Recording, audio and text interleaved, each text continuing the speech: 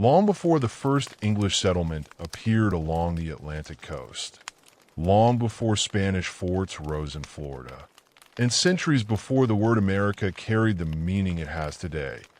This continent was already home to countless generations of people whose histories stretched back thousands of years. The story of colonial America does not begin with ships crossing the Atlantic. It begins with the civilizations that were already here, with communities that had grown, adapted, traded, fought, celebrated, and governed themselves across an enormous and remarkably diverse landscape. When many people imagine the beginning of American history, they picture wooden English houses, colonial governors, or red-coated soldiers marching beneath the British flag. But that image skips over thousands of years of human history. Before any European kingdom claimed even a single piece of this continent, North America already contained hundreds of distinct nations, each with its own language, traditions, political systems, beliefs, and understanding of the world. These societies did not all live in the same way. Some built large farming communities. Others followed seasonal migrations of animals. Some depended on rivers, others on forests, deserts, mountains, or the sea. Their lives reflected the environments around them. And over countless generations, they developed sophisticated ways of surviving and thriving within those landscapes. The first human communities reached North America near the end of the last ice age, during a period when sea levels were lower than they are today. Groups of hunter-gatherers gradually moved across lands connecting northeastern Asia and Alaska. Their movement was not a single organized migration, nor was it one sudden journey. It unfolded across many generations, with families and communities slowly expanding into unfamiliar territories as they followed herds of animals, searched for new resources, and adapted to changing climates. As centuries became millennia, these early peoples spread across an entire continent. They crossed mountain ranges, explored vast plains, settled river valleys, and reached coastlines stretching from the Arctic to the Gulf of Mexico. Their descendants built entirely different cultures, shaped by local environments and their own unique histories. In some regions, hunting remained central to life. Communities followed bison across the plains, tracked deer through forests, or depended on fishing along rivers and coastlines.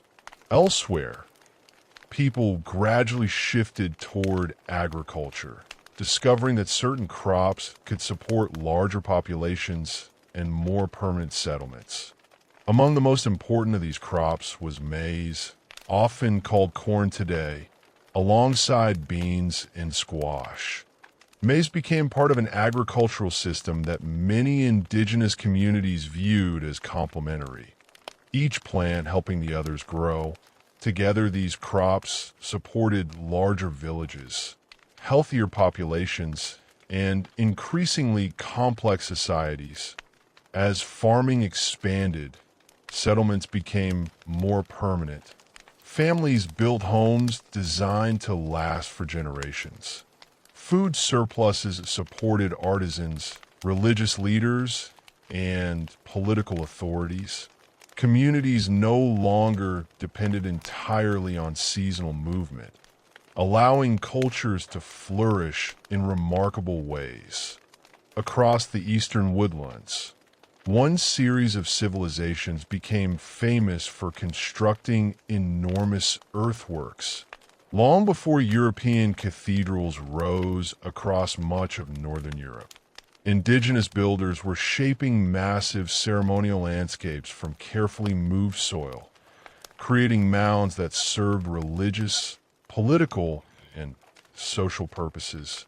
Among these cultures were those that modern historians call the Adena and Hopewell traditions. Their influence extended across wide regions, connected by extensive trade networks that linked distant communities separated by hundreds of miles. Archaeologists have uncovered materials showing that goods traveled extraordinary distances. Copper from the Great Lakes, shells from the Gulf Coast, exotic stones from distant mountains, all found their way into ceremonial sites far from their original sources. These discoveries reveal something important. The peoples of North America were not isolated from one another. They maintained connections across enormous territories, exchanging not only goods, but ideas, traditions, and cultural influences. Centuries later, another remarkable civilization emerged in the river valleys surrounding the Mississippi and its tributaries. Historians refer to this broad cultural tradition as the Mississippian civilization, although it included many different communities rather than one single kingdom. At the center of this world stood one of the largest cities north of Mexico, Cahokia, located near present-day St. Louis. Cahokia reached its greatest size between the 11th and 13th centuries. At its height, it likely contained tens of thousands of inhabitants, making it larger than many European cities of the same era. Its skyline looked nothing like medieval London or Paris, instead of stone castles or church towers. Visitors would have seen enormous earthen pyramids rising above carefully planned neighborhoods. Wide plazas stretched between ceremonial buildings, while leaders governed from elevated platforms overlooking the surrounding settlements. The largest mound, now known as Monk's Mound, remains one of the greatest prehistoric earthworks ever constructed in North America. Even today, standing before it offers a reminder that monumental architecture existed here long before Europeans imagined the continent as empty wilderness. Trade connected Cahokia to distant peoples throughout much of eastern North America. Shells, copper, finely crafted stone tools, decorative objects, and food products moved along river systems linking communities separated by vast distances. Yet Cahokia did not remain dominant forever. Like many great centers throughout history, it eventually declined. Scholars continue to debate the precise combination of factors responsible. Environmental pressures, political changes, shifts in trade, and social tensions may all have contributed. Whatever the causes, by the time Europeans eventually reached these regions, Cahokia's great urban center had long since faded, though its descendants and cultural influences continued across many indigenous societies. Farther north, around the Great Lakes and northeastern forests, different political traditions emerged. Among the most influential was the alliance known today as the Haudenosaunee Confederacy, often called the Iroquois Confederacy in European sources. Rather than existing as one centralized kingdom, several nations united under a shared political system that balanced independence with collective decision-making.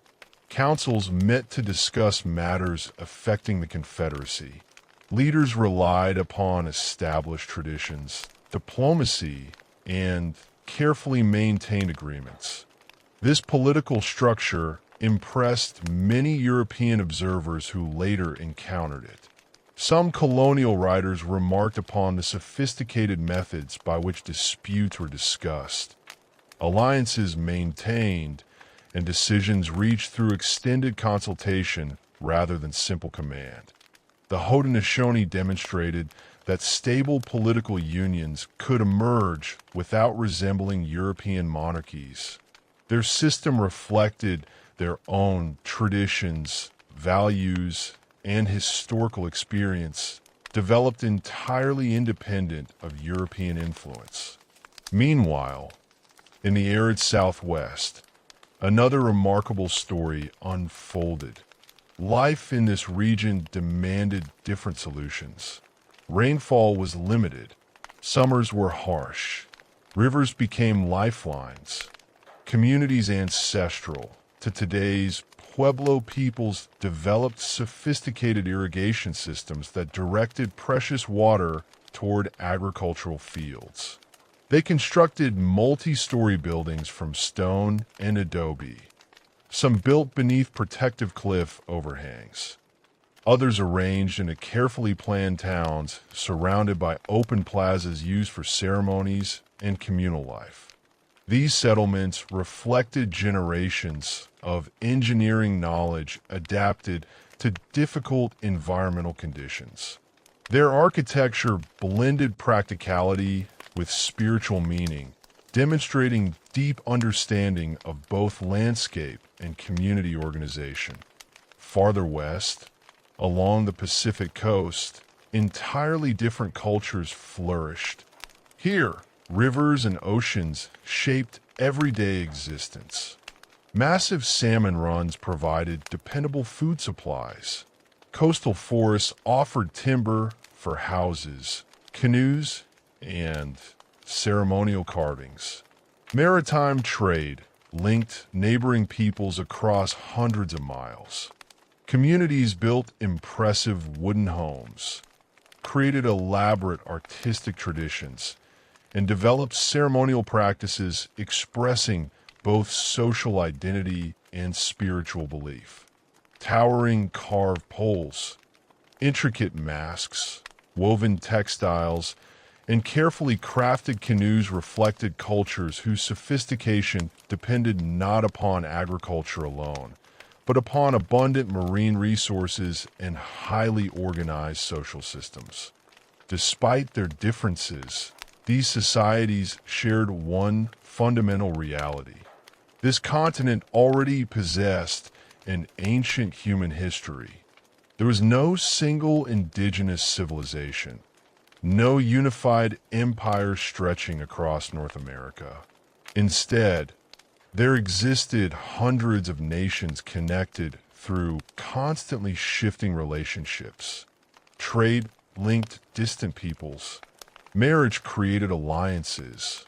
Diplomacy resolved some conflicts. Warfare created others. Languages differed dramatically. Religious beliefs varied. Political institutions reflected local traditions. The continent formed an enormous mosaic rather than a single culture. Understanding this diversity changes the way colonial history begins. Europeans did not arrive in an untouched wilderness. They entered landscapes already shaped by generations of human experience. Every river they explored, every coastline they mapped, every forest they crossed, already belonged to someone else's history. The first known Europeans to reach North America arrived centuries before Columbus. They did not sail under Spanish banners, nor English flags. Instead, they came from Scandinavia. Toward the end of the first millennium, Norse sailors expanded westward across the North Atlantic. Beginning from Norway, they settled Iceland. From Iceland, they reached Greenland. And from Greenland, some voyages continued farther west. Medieval Icelandic sagas described lands beyond Greenland, places they called Helluland, Markland, and Vinland. For generations, scholars debated whether these stories preserved real historical memories, exaggerated distant voyages, or blended fact with legend. Then, during the 20th century, archaeology transformed that debate. At the northern tip of Newfoundland, researchers uncovered unmistakable evidence of a Norse settlement. The site, known today as Lance Aux Meadows, contained turf buildings built according to Scandinavian traditions, workshops used for iron production, and artifacts matching those found in Viking settlements elsewhere across the North Atlantic. Scientific dating placed the settlement in the early 11th century. The archaeological evidence aligned remarkably well with the broad time frame described by the old sagas. The settlement itself appears to have been relatively small. Rather than becoming a permanent colony, it likely served as a seasonal base for exploration, repair, and resource gathering. Archaeologists discovered remains of butternuts among the artifacts, despite the fact that butternut trees do not naturally grow in Newfoundland. That detail suggests Norse expeditions traveled considerably farther south, exploring warmer coastal regions before returning north. These discoveries confirmed something extraordinary. Contact between Europe and North America occurred nearly 5 centuries before Columbus. Yet this contact remained limited. The Norse settlements never grew into lasting colonies. Several factors probably contributed. Distance from Scandinavia created immense logistical challenges. Greenland itself remained fragile. Conflicts with local indigenous peoples appear in Norse accounts, and maintaining small, isolated settlements across such enormous distances proved difficult. Eventually, the Norse withdrew. Unlike later European empires, their brief presence left little lasting impact on the broader political balance across North America. For indigenous communities, life continued according to existing rhythms. Trade continued. Alliances shifted. Conflicts arose and ended. Generations passed. The continent's own history continued without permanent European settlement. Everything would begin changing near the end of the 15th century. But the forces driving that change originated not in America, but across the Atlantic. In Europe, kingdoms were becoming stronger. Powerful monarchies consolidated authority. Competition intensified. Merchants searched constantly for new wealth. Luxury goods from Asia remained highly profitable, but traditional overland trade routes were expensive, politically unstable, and increasingly controlled by rival powers. European rulers sought alternatives. Advances in navigation, improved shipbuilding, better maps, and growing maritime experience encouraged ambitious voyages into oceans that earlier generations rarely attempted. Economic motives mixed with political rivalry. Religious ambitions blended with commercial opportunity. Kings hoped to enrich their treasuries. Merchants dreamed of profitable trade. Missionaries envisioned spreading Christianity. Each motive reinforced the others. Together, they pushed Europe outward toward oceans that connected worlds previously separated by immense distances. And when ships finally crossed those waters in increasing numbers, neither Europe nor the Americas would ever be the same. By the closing years of the 15th century, Europe stood at the edge of a transformation that few people fully understood. Kingdoms competed for wealth.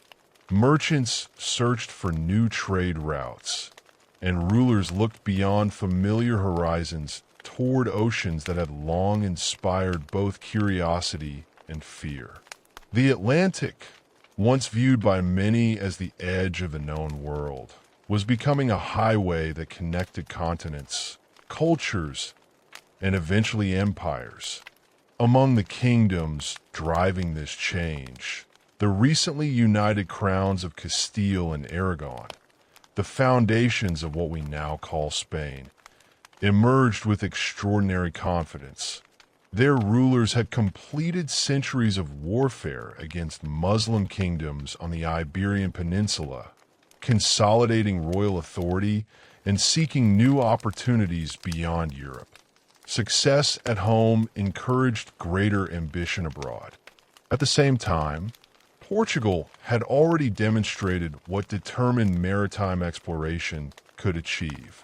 Portuguese sailors gradually pushed farther down the western coast of Africa, establishing trading relationships, improving navigation, and searching for a sea route that would eventually lead toward Asia. Spain refused to remain behind. It was within this atmosphere of intense competition that Christopher Columbus proposed an unusual solution. Instead of sailing around Africa to reach Asia, he argued that a westward voyage across the Atlantic could arrive at the same destination more directly. Modern geography tells us why that assumption proved mistaken. Columbus dramatically underestimated the size of the Earth and had no knowledge of the American continents that stood between Europe and Asia. Yet his proposal appealed to rulers eager for commercial advantage and international prestige. In 1492, sailing under the authority of the Spanish crown, Columbus crossed the Atlantic. He did not arrive in North America as later English colonists would understand it. Instead, he reached islands in the Caribbean, believing he had approached Asia. He described the people he encountered using terms that reflected that misunderstanding. Although Columbus never recognized the true geographical significance of his voyages, the consequences reached far beyond his own lifetime. His expeditions demonstrated that regular Atlantic crossings were possible. Almost immediately, other European powers recognized that entirely new opportunities had opened. Within only a few decades, Spanish expeditions spread rapidly across the Caribbean. What had begun as exploration soon evolved into conquest. Spanish soldiers, administrators, priests, and settlers established themselves on islands that became stepping stones for further expansion. From these bases, expeditions pushed toward the mainland. Some journeys sought precious metals. Others searched for fertile land. Still others pursued political influence, religious conversion, or military advantage. The momentum became difficult to stop. In central Mexico, Hernán Cortés led an expedition that ultimately contributed to the fall of the Aztec Empire. Farther south, Francisco Pizarro conquered the Inca Empire in the Andes. Those dramatic campaigns transformed Spain into one of Europe's wealthiest powers. Enormous quantities of silver and gold flowed across the Atlantic. Treasure fleets crossed dangerous seas, carrying fortunes unlike anything Europe had previously experienced. This wealth strengthened the Spanish monarchy, funded armies, influenced diplomacy, and intensified competition with rival kingdoms determined to challenge Spanish dominance. As Spain consolidated enormous territories farther south, officials also looked northward. The lands they called La Florida did not appear empty. Instead, Spanish authorities viewed them as strategically important frontiers. Protecting the Caribbean mattered enormously because treasure fleets returning from the Americas had to pass nearby on their voyage toward Europe. Any rival European settlement established along those coastlines might threaten shipping, encourage piracy, or undermine Spanish claims. For that reason, Spain acted aggressively whenever competitors attempted to gain a foothold. One such challenge came from France. During the 16th century, French Protestants known as Huguenots attempted to establish a settlement near the southeastern coast of North America. The colony, remembered as Fort Caroline, represented more than another small settlement. From Spain's perspective, it posed both political and religious danger. Politically, it threatened Spanish control over nearby waters. Religiously, it introduced Protestant influence into territories claimed by a strongly Catholic monarchy. Spanish authorities responded decisively. Pedro Menendez de Aviles received orders to eliminate the French presence. His expedition attacked Fort Caroline, overwhelmed its defenders, and destroyed the settlement. The action demonstrated clearly that Spain intended to defend its claims with military force whenever necessary. Soon afterward, Menendez established a new Spanish settlement nearby. This community, known today as St. Augustine, became one of the most enduring achievements of Spain's North American empire. Founded in 1565, it remains the oldest continuously occupied European established settlement within what later became the continental United States. Unlike temporary exploration camps, St. Augustine endured. Soldiers protected it. Families settled there. Churches appeared. Government officials administered the region. Its continued survival reflected Spain's determination to maintain a permanent presence on the Atlantic coast. Yet even these settlements did not exist in isolation. Indigenous peoples already occupied the surrounding lands. Among them were the Timucua and many neighboring communities. For these nations, European rivalries introduced entirely new pressures. Some leaders sought alliances with Spanish officials. Others resisted. Trade opportunities emerged. But so did new dangers. Communities suddenly found themselves navigating conflicts they had never chosen. A dispute between distant European monarchs could reshape life in villages thousands of miles away. While Spain strengthened its hold on Florida, exploration continued farther west. Expeditions crossed deserts, climbed mountain ranges, and followed river systems into regions now known as New Mexico, Texas, Arizona, and California. Many of these journeys were difficult beyond imagination. Extreme heat, limited water, unknown terrain, and unfamiliar political landscapes challenged every expedition. Some explorers searched for legendary cities of gold. Stories circulated throughout Spanish America, describing wealthy kingdoms hidden somewhere beyond the northern frontier. Although such legends inspired repeated expeditions, no fabulous golden cities appeared. Instead, Spanish explorers encountered sophisticated indigenous communities whose wealth measured itself differently. One of the most important encounters occurred among the Pueblo peoples.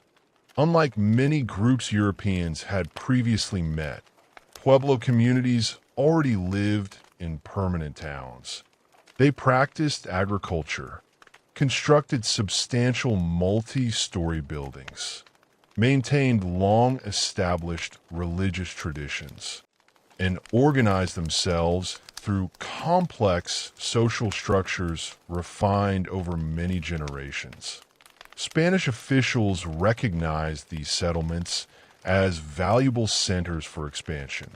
Rather than merely passing through, they established missions, military outposts, and administrative communities nearby.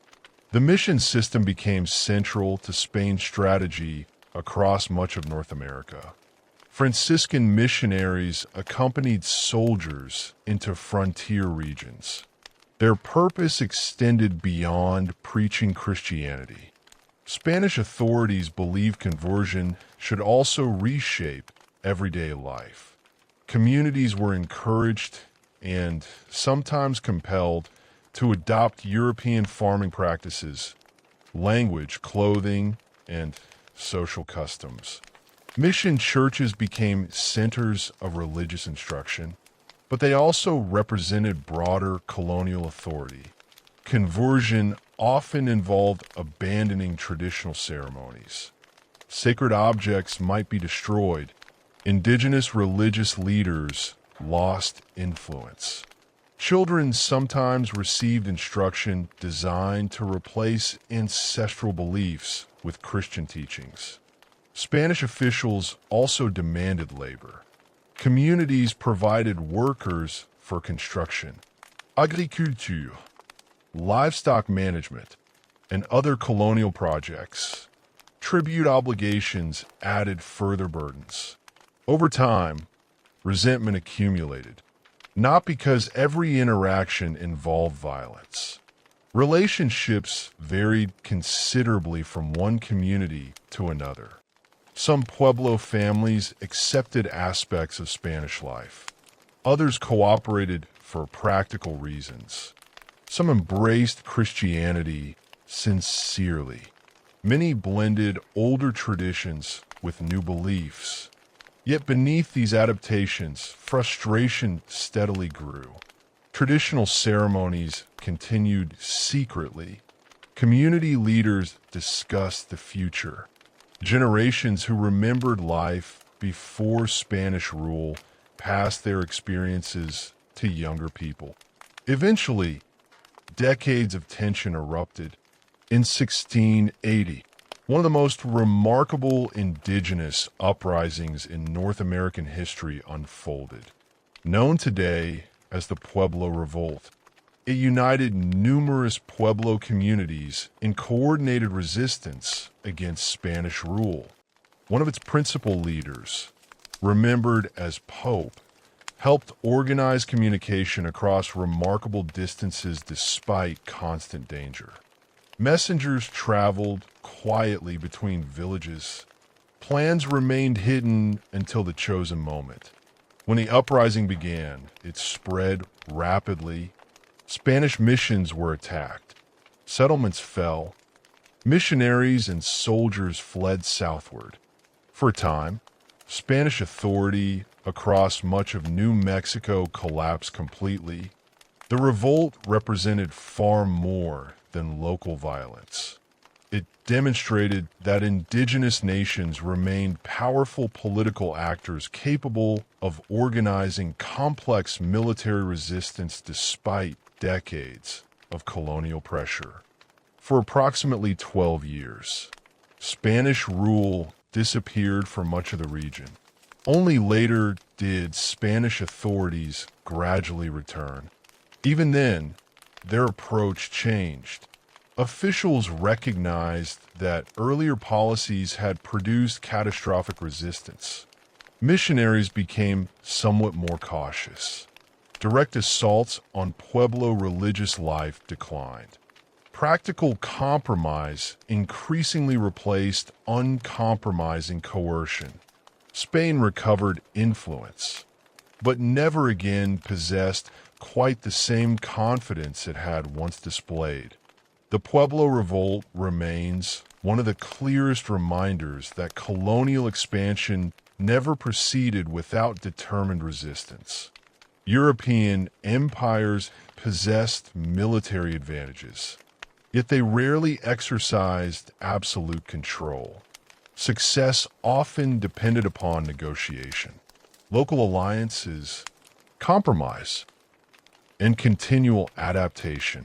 While Spain built missions and presidios across the South and Southwest, another European power pursued a remarkably different strategy farther north. France entered North America with different priorities. Unlike Spain, French officials found relatively little gold or silver. Instead, they discovered extraordinary opportunities in the fur trade. Across Europe, beaver pelts commanded enormous value.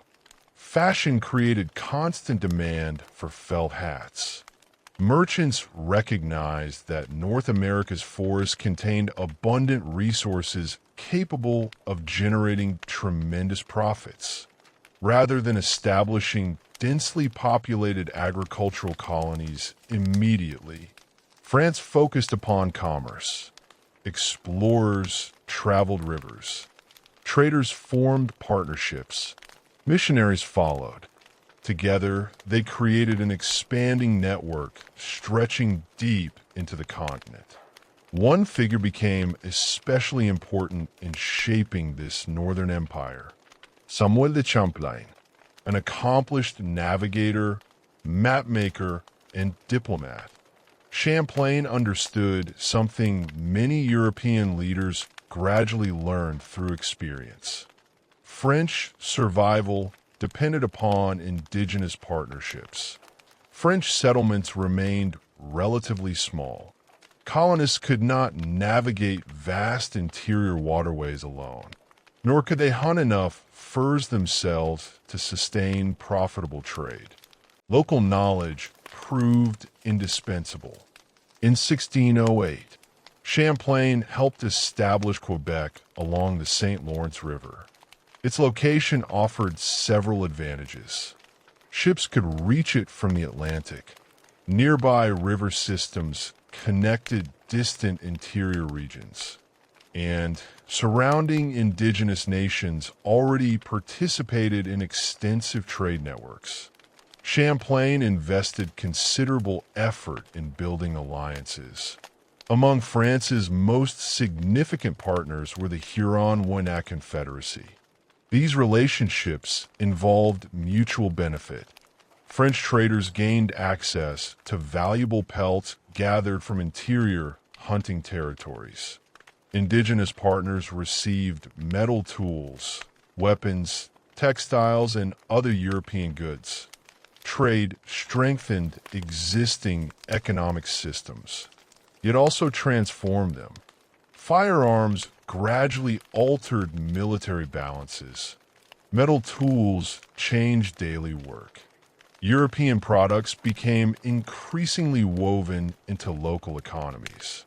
Missionaries accompanied traders into many communities. Jesuits became particularly influential. Unlike soldiers, missionaries often spent years living among indigenous peoples. They learned local languages, recorded detailed observations, and attempted to explain Christian teachings within unfamiliar cultural settings. Their writings remain among the richest surviving European descriptions of 17th century indigenous societies. Yet missionary work also generated tension. Conversion rarely involved religion alone. Accepting Christianity sometimes meant questioning traditional ceremonies, changing family practices, or adopting different understandings of community authority. Some indigenous individuals embraced these changes willingly. Others tolerated missionaries because of valuable alliances. Many resisted firmly. Within Huron-Wendat communities, mission villages developed where Christian converts lived alongside traditional settlements. These communities reflected ongoing negotiation rather than complete transformation. Faith, politics, trade, and diplomacy became deeply intertwined. France's imperial approach, therefore, differed from Spain's. Spanish colonies often emphasized military occupation, permanentons, and extensive mission systems backed by forts. French expansion relied more heavily upon trade, mobility, and diplomatic relationships. Yet neither empire ignored political ambition. French officials claimed enormous territories despite maintaining relatively few settlements. Explorers performed ceremonies declaring rivers, forests, and entire regions possessions of the French crown. Crosses were erected, royal banners displayed. Formal proclamations announced sovereignty. From European legal perspectives, these ceremonies carried significance. From indigenous perspectives, they often meant very little. Local nations generally continued governing themselves according to their own traditions. They rarely imagined that distant monarchs possessed authority simply because a foreign explorer planted a flag beside a river. Nevertheless, European maps increasingly colored immense portions of North America, according to imperial claims. On paper, New France stretched from the St. Lawrence River through the Great Lakes, down the Mississippi Valley, toward the Gulf of Mexico. Reality looked quite different. Most of those lands remained firmly controlled by indigenous nations. European influence concentrated around scattered forts, trading posts, and mission communities, yet maps shaped future politics. As competing empires expanded, overlapping claims created future conflicts. Trade also intensified existing rivalries among indigenous nations themselves. The fur trade generated enormous wealth. Control over river routes became increasingly valuable. Communities sought favorable relationships with European partners. Sometimes these alliances strengthened old friendships. Sometimes they sharpened old rivalries into devastating wars. One of the most significant struggles involved the Haudenosaunee Confederacy and the Huron-Wendat. As demand for beaver pelts increased, competition over hunting territories and trade routes intensified. The Haudenosaunee sought greater influence within expanding commercial networks. The Huron-Wendat remained closely aligned with France.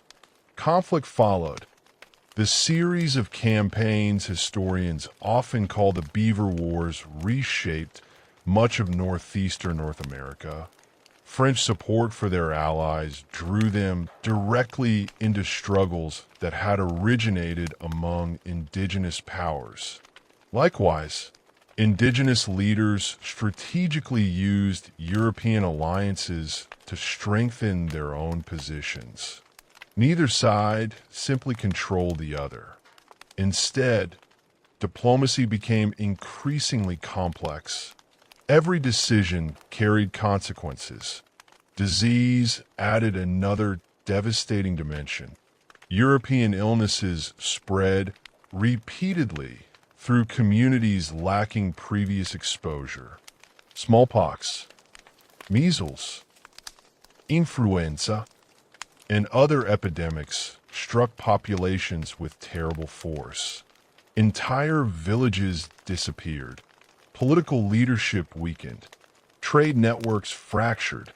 Survivors relocated, sometimes combining with neighboring communities for mutual survival. The effects extended far beyond immediate loss of life. Population decline altered balances of power. Military alliances shifted. Communities already facing commercial competition now struggled simply to recover. European empires benefited from changes they neither fully understood nor intentionally planned. By the beginning of the 17th century, North America had become a continent transformed, yet still overwhelmingly indigenous. Spain dominated much of the south and southwest. France stretched across northern waterways. Hundreds of indigenous nations continued governing enormous territories. And along the Atlantic coast, another European kingdom watched carefully. England had observed Spanish wealth, French expansion, and the opportunities emerging across the Atlantic. Its own ambitions were growing. Before long, English ships would begin carrying settlers who hoped to accomplish what earlier attempts had failed to achieve. a permanent foothold that would eventually reshape the entire eastern coastline and change the course of history forever. By the time England seriously turned its attention toward North America, the Atlantic world had already begun to change dramatically. Spain possessed enormous wealth flowing from its American empire. France had established growing influence across the northern waterways.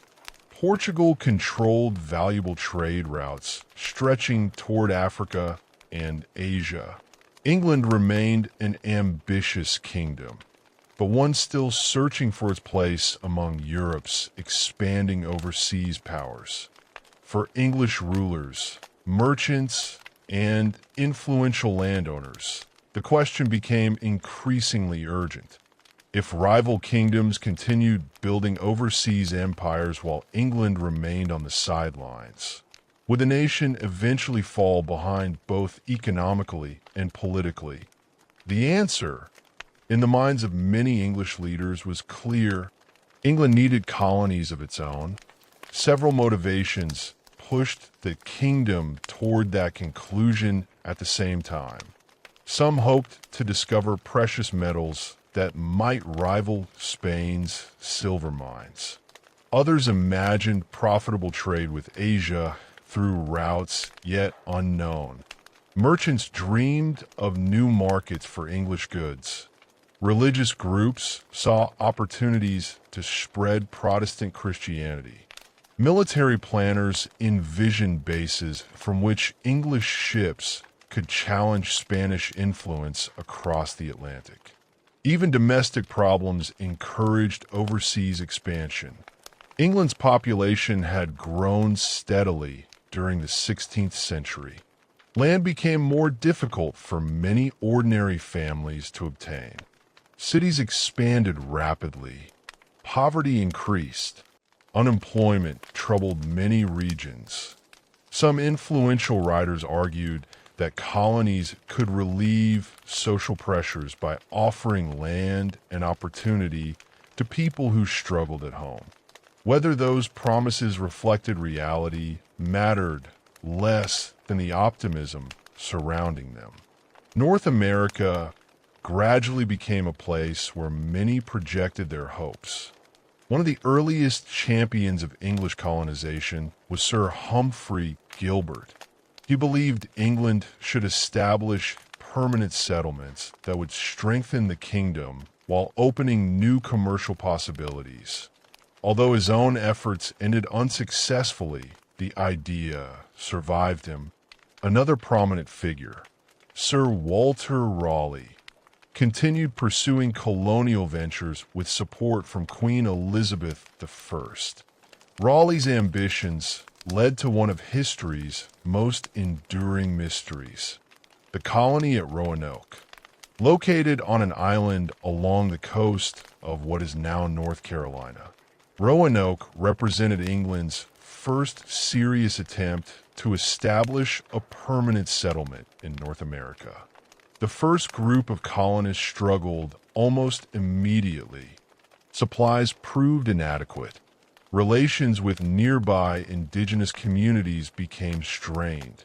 Conditions were far harsher than many had expected. Eventually, most of those settlers returned to England. The setback discouraged some people, but it did not end English ambitions. A second expedition followed. This time, entire families crossed the Atlantic. Men, women, children. The intention was no longer temporary exploration. They planned to build a lasting community. Yet, almost from the beginning, difficulties emerged again. The colony depended heavily upon supplies arriving from England. Unfortunately, events across the Atlantic intervened. England soon found itself confronting the growing threat of the Spanish Armada. Ships and resources that might have supported Roanoke instead became necessary for national defense. Years passed before another supply expedition could return. When ships finally reached Roanoke, The settlement stood empty. Buildings had been abandoned. No clear signs of violence appeared. Only one word had been carved into a wooden post: Croton.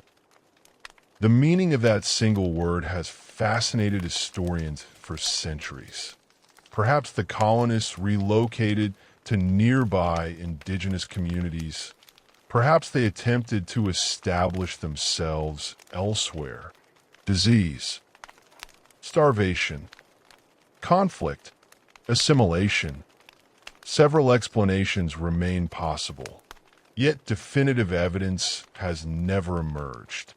The lost colony of Roanoke remains one of early America's greatest historical mysteries. Despite its disappearance, Roanoke left behind valuable lessons. English investors recognized that establishing overseas colonies demanded far greater organization than they had first imagined. Distance complicated communication, storms delayed supplies. Settlers required practical skills. Colonies needed consistent financial backing. One wealthy patron alone could not guarantee success. These experiences influenced a new approach. Rather than depending entirely upon aristocratic sponsorship, English leaders increasingly turned toward joint stock companies. This financial innovation spread risk among numerous investors. Instead of one individual funding an expedition, many shareholders contributed money. If the colony succeeded, everyone hoped to profit. If it failed, losses were distributed rather than falling upon a single sponsor. Colonization became not merely an adventure. It became a commercial enterprise. Among the most important of these organizations stood the Virginia Company of London. King James I granted the company a royal charter allowing settlement across portions of North America. The charter outlined governing authority, defined territorial claims, and promised certain legal protections for colonists. On paper, the company received broad powers. In practice, success depended upon surviving conditions no document could control. During the spring of 1607, 3 relatively small ships crossed the Atlantic carrying just over 100 settlers. Their voyage proved long, crowded, and exhausting. Weeks at sea tested patience and health. When they finally entered the Chesapeake Bay, relief quickly gave way to difficult decisions. Where should they establish their settlement? Company instructions emphasized defense. Spanish attack remained a genuine concern. Colonists searched for a location that ships could easily protect. Eventually, they selected a marshy peninsula along a river they named after King James. The settlement itself became Jamestown. At first glance, the location appeared strategically sound.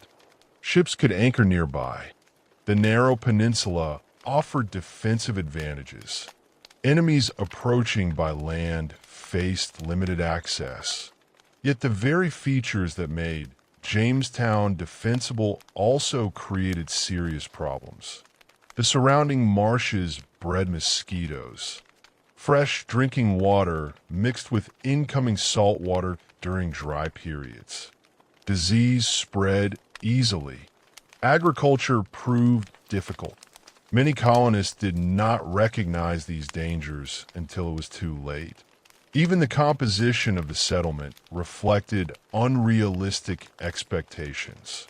A significant number of early colonists were gentlemen, military officers, or individuals accustomed to supervising labor rather than performing it.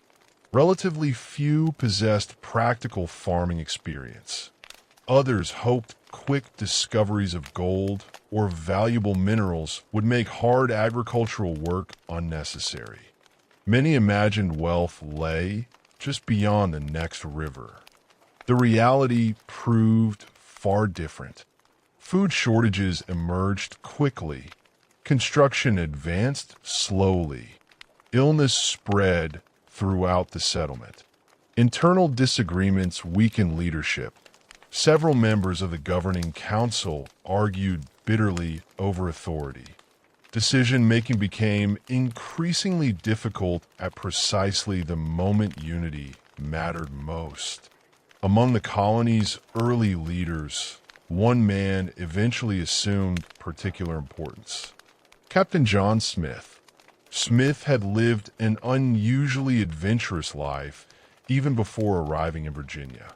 He had fought as a soldier across Europe, claimed dramatic escapes from captivity, and possessed remarkable confidence in his own abilities. Modern historians recognize that Smith sometimes exaggerated his adventures. Yet despite occasional self-promotion, his practical leadership during Jamestown's earliest years proved undeniably valuable. Smith quickly concluded that survival required discipline. Searching endlessly for imagined gold accomplished little if colonists starved meanwhile. He insisted everyone capable of working should contribute. According to his famous principle, those who would not work would not eat. The phrase reflected harsh necessity rather than simple strictness. Jamestown hovered constantly near collapse. Outside the wooden palisades surrounding Jamestown stretched an entirely different political world. The English had not arrived in empty wilderness. They had entered the territory of the Powhatan Confederacy. This confederation united numerous Algonquian-speaking communities under the leadership of Wahunsinkaw, whom English colonists simply called Powhatan. Powhatan governed an extensive network of tributary communities. His authority rested upon diplomacy, marriage alliances, trade relationships, military strength, and careful political negotiation developed across many years. When English settlers appeared unexpectedly within his sphere of influence, Powhatan faced difficult choices. The newcomers possessed unfamiliar technologies, metal tools, firearms, copper goods, yet they also appeared vulnerable, poorly supplied, often hungry, uncertain how to survive within unfamiliar landscapes. Initially, Powhatan seems to have viewed the English as potential allies, or perhaps as another community that might eventually fit within his wider political network. Food sometimes reached Jamestown through indigenous trade. Periods of cooperation alternated with growing suspicion. The relationship remained fluid. Neither side fully understood the other's intentions. Misunderstandings accumulated rapidly. English colonists often believed land became private property through occupation. Powhatan communities understood land very differently. Seasonal use, shared access, and political relationships defined territory in ways unfamiliar to Europeans. These contrasting assumptions would produce conflict again and again throughout colonial history. One of the most famous stories from Jamestown centers upon Powhatan's daughter, Pocahontas. Popular culture has transformed her life into romantic legend. Historical evidence paints a much more complex picture. John Smith later described being captured by Powhatan's followers and brought before their leader. According to Smith's later account, Pocahontas intervened dramatically to save his life. Historians continued debating whether this event occurred exactly as Smith described. Some suggest he misunderstood a ceremonial adoption ritual. Others question aspects of the story because Smith did not mention it in his earliest writings. What appears much more certain is Pocahontas' later role as an intermediary. English records describe her visiting Jamestown, carrying messages, helping maintain communication during periods of fragile peace. She became one of several individuals navigating relationships between two rapidly changing societies. Her life later took another dramatic turn. During increasing hostilities, English forces captured Pocahontas.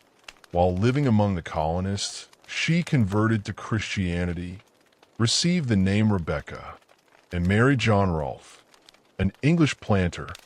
The marriage temporarily improved relations between the English and Powhatan Confederacy. Later, Pocahontas traveled to England, where she became something of a public symbol. Many English observers portrayed her as evidence that indigenous peoples could adopt European customs and Christianity. Behind those public celebrations, however, her personal story reflected unequal power, cultural pressure, and colonial ambition. She died in England before returning home. Her life became intertwined forever with the history of Jamestown. Back in Virginia, survival remained uncertain. The Virginia Company continued sending new settlers, supplies, and financial support. Yet investors increasingly demanded profits. They had funded a commercial enterprise, not an endless rescue mission. Unfortunately, Jamestown produced little immediate wealth. No rich gold mines appeared. No direct route to Asia emerged. Instead, the colony consumed money far faster than it generated returns. Conditions deteriorated further during one of the darkest episodes in early English America, remembered simply as the Starving Time. Following worsening conflict with the Powhatan Confederacy, food supplies nearly disappeared. Trade collapsed. Hunting became dangerous. Winter intensified suffering. Contemporary accounts describe scenes almost beyond belief. Colonists ate horses, dogs, cats, rats, leather, anything remotely edible. Archaeological discoveries have confirmed evidence suggesting that at least some desperate survivors resorted to cannibalism. By the end of that terrible winter, only a small fraction of Jamestown's population remained alive. The settlement stood on the edge of complete abandonment. When relief ships finally arrived, survivors briefly decided to leave Virginia altogether. They boarded vessels preparing to sail home. Only the arrival of another expedition, carrying a new governor with additional supplies and orders to continue the colony, persuaded them to remain. Jamestown had survived, but only barely. Its existence remained astonishingly fragile. Looking back, historians often recognize how easily English colonization might have failed completely had supplies arrived slightly later, had indigenous leaders pressed attacks more aggressively, had investors withdrawn support. Jamestown might have joined Roanoke as another unsuccessful experiment. Instead, through persistence, luck, and continual adaptation, the colony endured. Its greatest transformation still lay ahead. The Virginia Company gradually abandoned dreams of easy gold. Attention shifted toward the land itself. If precious metals could not make Virginia profitable, perhaps agriculture could. This realization changed everything. Company officials encouraged permanent settlement rather than temporary exploration. Land ownership became increasingly important. Colonists received greater incentives to remain. Families arrived. Fields expanded. The colony slowly evolved from a defensive outpost into an agricultural society. One crop, more than any other, reshaped Virginia's future. Tobacco. For indigenous peoples, tobacco had long carried spiritual, ceremonial, and social importance. Europeans viewed it differently. Demand for smoking tobacco spread rapidly across England. Consumers developed expensive new habits. Merchants recognized extraordinary commercial opportunity. John Rolfe experimented with tobacco varieties better suited to European tastes. His success transformed Virginia's economy. Almost overnight, settlers discovered a reliable export capable of generating profits investors had sought for years. Ships leaving Virginia increasingly carried tobacco rather than hopeful dreams of gold. Fields expanded. Plantations multiplied. Wealth flowed into the colony. Yet prosperity carried hidden costs. Tobacco exhausted soil quickly. Fields lost fertility after repeated harvests. Planters constantly required fresh land. Expansion became inevitable. Forests disappeared beneath cleared farmland. Settlements spread outward along rivers. Pressure upon indigenous territories intensified with every passing season. What had begun as one struggling settlement now became an expanding colonial society hungry for more land than ever before. And with that hunger, new conflicts, new opportunities, and entirely new systems of labor began to emerge, shaping the future of colonial America in ways few people at Jamestown could possibly have imagined. Tobacco solved one problem for the English settlers in Virginia, but almost immediately it created several new ones. Investors finally saw profits where they had once seen only failure. Ships returned to England carrying cargoes that sold well in growing European markets. Planters who only a few years earlier had struggled simply to stay alive now dreamed of expanding their fields farther along the rivers. Yet tobacco demanded something almost every successful crop requires: land, time, and above all, labor. Unlike grain, tobacco required constant attention throughout its growing season. Forests first had to be cleared, stumps removed, fields fenced, seedlings carefully transplanted, weeds pulled by hand, plants inspected repeatedly, leaves harvested at exactly the right moment. Then came the slow process of drying and curing, where mistakes could destroy an entire season's work. Success depended not only on fertile soil, but on hundreds of hours of physical labor. For ambitious planters, the greatest obstacle was no longer finding buyers. It was finding enough workers. The population of Virginia remained relatively small. Disease continued to claim many lives. New arrivals often lacked farming experience, and many of the wealthier settlers preferred managing estates rather than performing exhausting agricultural work themselves. The colony needed labor, and quickly, in these early decades. The principal answer was not yet race-based slavery, but indentured servitude. Across England, Scotland, and Ireland, countless people lived difficult lives. Some struggled to find steady employment. Others hoped for opportunities unavailable at home. Still others simply wished to escape debt, poverty, or uncertain futures. For many of them, America appeared to offer possibility, passage across the Atlantic. However, cost more money than most families could afford, so another arrangement developed. A person agreed to sign a legal contract, an indenture, promising to work for a colonial master during a fixed number of years. Often that period lasted between 4 and 7 years. In exchange, the employer paid for the voyage, provided food, clothing, and shelter during the contract. And at the end of service, the worker theoretically received freedom along with certain benefits, perhaps tools, clothing, money, or even land. On paper, the agreement looked like an opportunity. For many people, it truly was.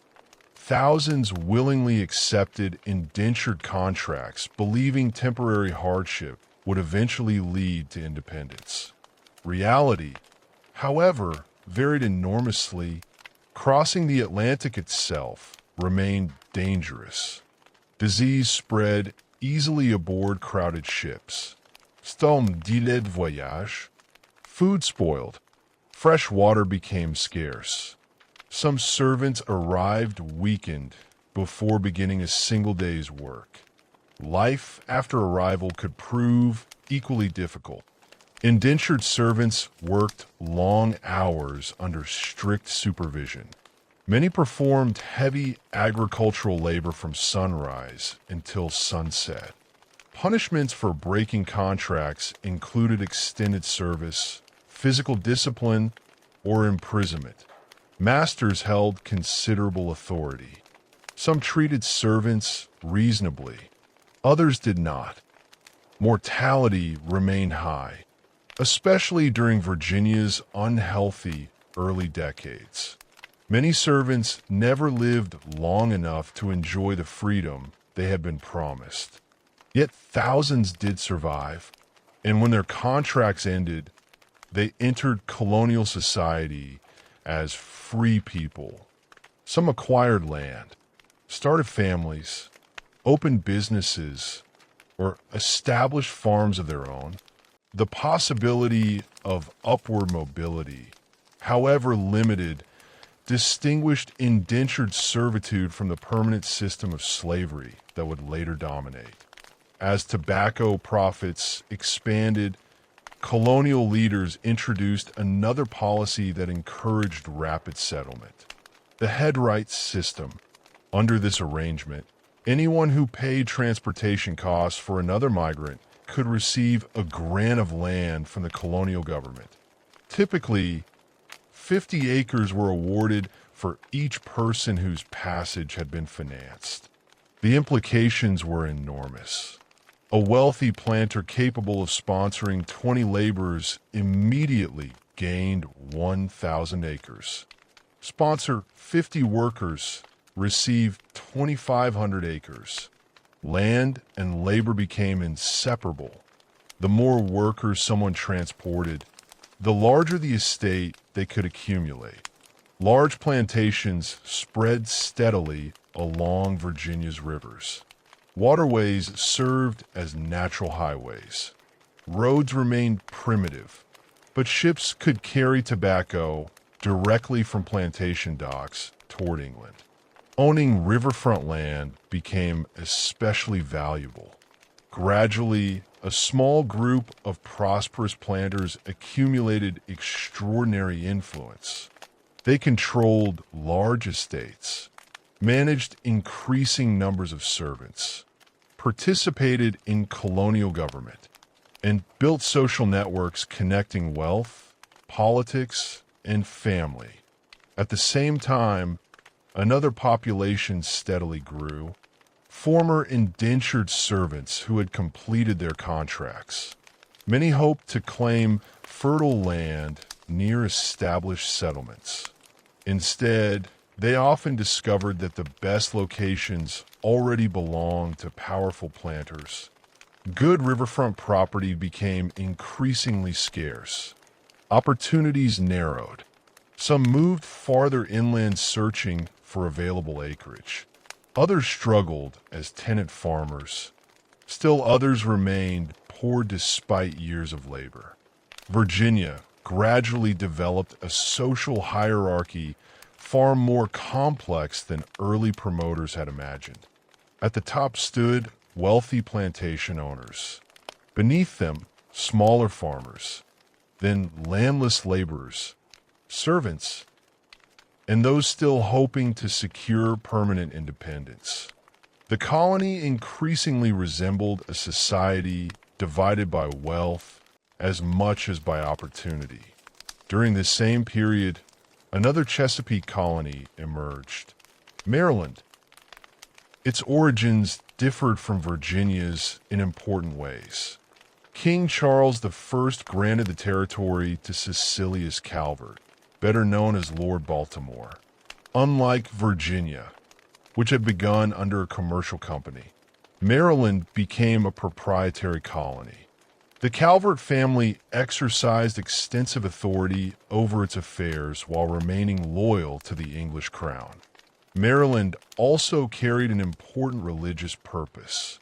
The Calverts were Roman Catholics living within a kingdom where Catholics often faced legal discrimination and political suspicion.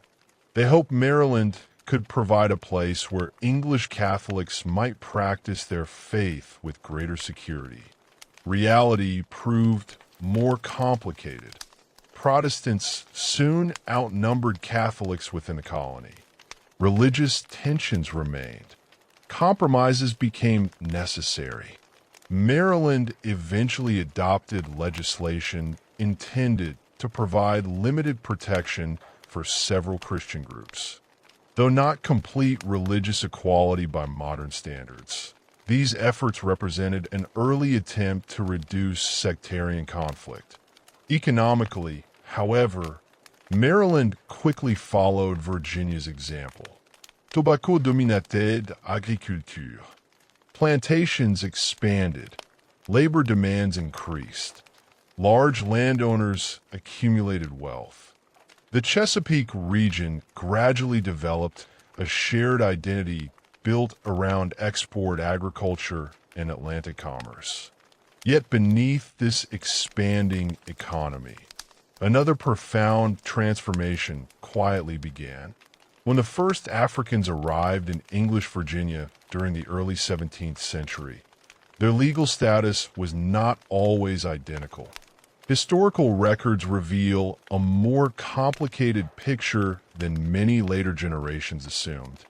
Some Africans endured conditions resembling lifelong slavery. Others appear to have served lengthy indentures before gaining freedom. A small number eventually acquired land, owned property, appeared in court, and participated in local society as free individuals. One notable example, Anthony Johnson, himself originally brought from Africa, eventually became a successful landowner in Virginia. His life reminds us that the rigid racial system associated with later American slavery had not yet fully formed. But important changes were already underway. Colonial elites increasingly compared different labor systems. Indentured servants eventually became free. Once released, they competed for land, demanded political rights, sometimes criticized wealthy planters. Maintaining constant supplies of indentured workers also depended upon conditions in Europe. If wages improved in England, fewer people volunteered to cross the Atlantic under labor contracts. From the perspective of plantation owners, this uncertainty created economic problems. The transatlantic slave trade offered another source of labor, one built upon permanent ownership rather than temporary service. Enslaved Africans did not become free after several years. Their labor belonged to owners throughout life. Even more significant from the perspective of planters, colonial lawmakers gradually shaped legal systems ensuring that children inherited enslaved status from their mothers. One generation of forced labor became several. The plantation economy found what many wealthy colonists considered a permanent workforce. Law played a decisive role in this transformation. Throughout the second half of the 17th century, colonial assemblies passed statutes that steadily narrowed the rights of Africans and their descendants. Earlier legal ambiguities disappeared. The law increasingly defined slavery as lifelong, hereditary, and explicitly connected to race. One particularly significant legal principle established that a child's status followed that of the mother. If an enslaved woman gave birth, her children automatically entered slavery regardless of the father's identity. This rule served plantation owners extraordinarily well. It guaranteed that slavery would reproduce itself generation after generation. Colonial governments also restricted the rights of free black people. Access to weapons became limited. Testimony in court faced increasing barriers. Movement and assembly came under greater regulation. Conversion to Christianity, once viewed by some as a possible path toward freedom, no longer changed legal status. The message became unmistakable. Race increasingly determined opportunity. Over time, two different systems emerged. Poor white indentured servants continued facing harsh treatment. Yet freedom remained possible. Enslaved Africans and their descendants confronted a structure designed to deny that possibility forever. The distinction grew sharper with every new law. The consequences reached far beyond labor. Colonial elites recognized another political advantage. Large numbers of poor Europeans, once freed, often became restless.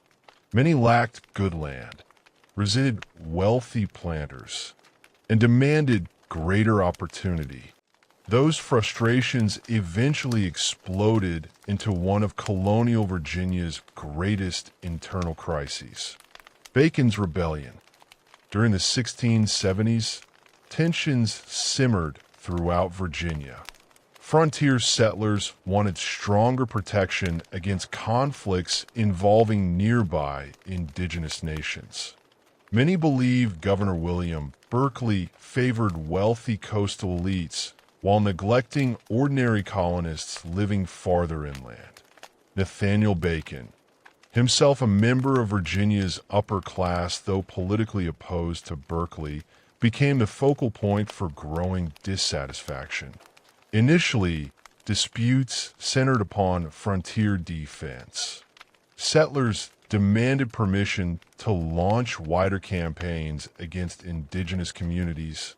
Berkeley preferred more cautious policies, partly because some indigenous nations remained allies, partly because unrestricted warfare threatened broader stability. Bacon rejected that approach. He gathered followers frustrated by government policy. Together, they launched attacks not only against hostile indigenous groups, but against communities that had maintained peaceful relations with colonial authorities. Violence spread rapidly. Soon, the conflict expanded beyond frontier warfare. Bacon's supporters turned against Virginia's own government. Jamestown itself, the colony's capital, was burned. For a brief period, it appeared possible that rebellion might overthrow established authority entirely. Only Bacon's sudden death, likely from disease, combined with the arrival of forces loyal to the crown, gradually restored order. The rebellion failed, but its consequences endured. Virginia's ruling class drew important conclusions. They recognized that poor white colonists, especially former servants, could unite against wealthy elites when economic frustrations grew severe. Preventing future rebellions became a priority. One strategy involved strengthening racial divisions. Colonial leaders expanded legal privileges associated with being classified as white. Even poor white farmers, though economically disadvantaged, occupied a higher legal and social position than enslaved Africans. This encouraged many struggling Europeans to identify more closely with wealthy planters than with enslaved laborers whose working conditions often resembled hardships they themselves had once endured. The strategy proved effective. Class tensions remained, but race increasingly became the primary dividing line within Chesapeake society. As slavery expanded, plantation life transformed. Large estates required complex management. Fields stretched across hundreds, sometimes thousands of acres. Workforces numbered in the dozens, or eventually hundreds. Owners supervised production through overseers responsible for organizing labor and enforcing discipline. For enslaved workers, life revolved around relentless routines. Before sunrise, work often began. Fields demanded attention regardless of weather. Summer heat, winter cold, heavy rain, or exhausting humidity. Harvest schedules left little room for rest. Punishments awaited those who resisted. Physical violence became embedded within plantation management. Yet despite relentless oppression, enslaved communities preserved remarkable resilience. Families formed whenever circumstances allowed. Parents taught children stories remembered from Africa alongside new experiences shaped in America. Music, religious traditions, foodways, language, and craftsmanship evolved through constant adaptation. Culture survived because people refused to surrender their humanity. Many acts of resistance appeared small to outside observers, working more slowly than ordered, secretly learning to read, maintaining forbidden religious practices, protecting family relationships, escaping temporarily into surrounding forests. Others attempted permanent freedom, running away despite extraordinary danger. Every act challenged the assumption that slavery could fully control the human spirit. The Chesapeake economy, meanwhile, became deeply integrated into the Atlantic world. Ships carried tobacco from plantation docks toward English ports. Manufactured goods returned. Tools, clothing, furniture, books, luxury items. Credit connected distant merchants who never met face to face. London financiers depended upon Virginia harvests. Virginia planters depended upon London markets. Prosperity flowed across the ocean. So did debt. Many wealthy planters lived impressively. Large houses overlooked rivers. Imported furniture filled parlors. Fine clothing reflected English fashions. Libraries grew. Children received private tutors. Guests attended elaborate dinners, showcasing status as much as hospitality. Yet appearances often concealed financial vulnerability. Many planters purchased goods using credit extended by British merchants. Poor harvests, falling tobacco prices, or interrupted shipping could leave even wealthy families deeply indebted. Smaller farmers experienced very different lives. Most worked alongside family members, growing tobacco when possible, but also raising corn, livestock, and vegetables necessary for survival. Luxury remained rare. Every harvest mattered. Crop failure threatened immediate hardship. Far below both groups, enslaved communities bore the greatest burdens. Families risked separation whenever owners decided to sell individuals. Marriages received little legal recognition. Children inherited bondage from birth. Opportunities remained painfully limited. Yet throughout these generations, enslaved people continued creating communities rooted in endurance rather than despair. Their labor built much of the Chesapeake's wealth. Their experiences became inseparable from the history of colonial America. As the tobacco colonies grew richer, another region farther north was developing according to entirely different principles. Its settlers crossed the Atlantic driven less by dreams of commercial fortune than by powerful religious convictions. Instead of plantations stretching along tidal rivers, they imagined tightly connected towns. Instead of tobacco exports, they envisioned communities shaped by scripture. The next chapter of colonial history would emerge not from a search for profitable crops, but from the pursuit of what many believed was a sacred mission, to build an entirely new society in New England. While the Chesapeake colonies were becoming increasingly defined by tobacco, expanding plantations, and a growing dependence on bound labor, another movement was taking shape across the Atlantic. This one was driven by a very different kind of ambition. Its leaders were not primarily searching for gold, or rich farmland, or quick commercial success. They believed they were participating in something far greater. The creation of a society that would honor God in a way they believed England no longer could. To understand why thousands of men, women, and children willingly crossed an ocean filled with danger, we have to return to England itself. The Protestant Reformation had transformed Europe over the previous century. Entire kingdoms had broken from the authority of the Roman Catholic Church.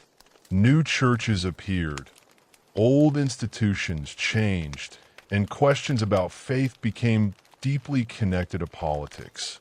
England's own religious history had been especially turbulent. King Henry VIII had separated the English Church from Rome during the 16th century, but many Protestants believed the changes had not gone nearly far enough. In their view, too many ceremonies, traditions, and structures inherited from Catholicism remained inside the Church of England. They wanted further reform. These reformers became known as Puritans because they hoped to purify the church. Yet even among Puritans, opinions differed. Many believed reform could happen from within. They remained loyal members of the Church of England while arguing for simpler worship, stricter moral discipline, and greater emphasis upon Scripture. Others reached a different conclusion. They came to believe that the church itself had become too corrupted to change. Rather than remain inside it, they separated entirely. These believers became known as separatists. Choosing separation carried serious consequences. England expected its people to attend the established church. Failure to do so could lead to fines, imprisonment, or continuing harassment. Religious disagreement was rarely viewed as merely private belief. Authorities feared that challenges to religious unity might eventually threaten political stability as well. For one community of separatists, conditions became increasingly difficult. Seeking relief, they first left England altogether. Crossing the North Sea, they settled in the Dutch city of Leiden. The Netherlands offered considerably greater religious freedom than England. For several years, the community lived there peacefully, yet new concerns gradually emerged. Parents worried that their children were growing up speaking Dutch, adopting unfamiliar customs, and slowly losing connections to English identity. Economic life also remained challenging. Many worked difficult jobs. Opportunities appeared limited. Eventually, community leaders proposed another solution. Rather than remain permanent exiles in Europe, they would establish an entirely new settlement across the Atlantic. There, they hoped to preserve both their religious convictions and their English heritage. Arranging such a voyage required complicated negotiations. Financial backers expected commercial returns. Legal permission had to be secured. Ships obtained. Supplies gathered. Families prepared for a journey unlike anything they had previously experienced. In 1620, a relatively small ship called the Mayflower departed England carrying roughly 100 passengers. Not everyone aboard belonged to the separatist congregation. Some traveled seeking economic opportunity.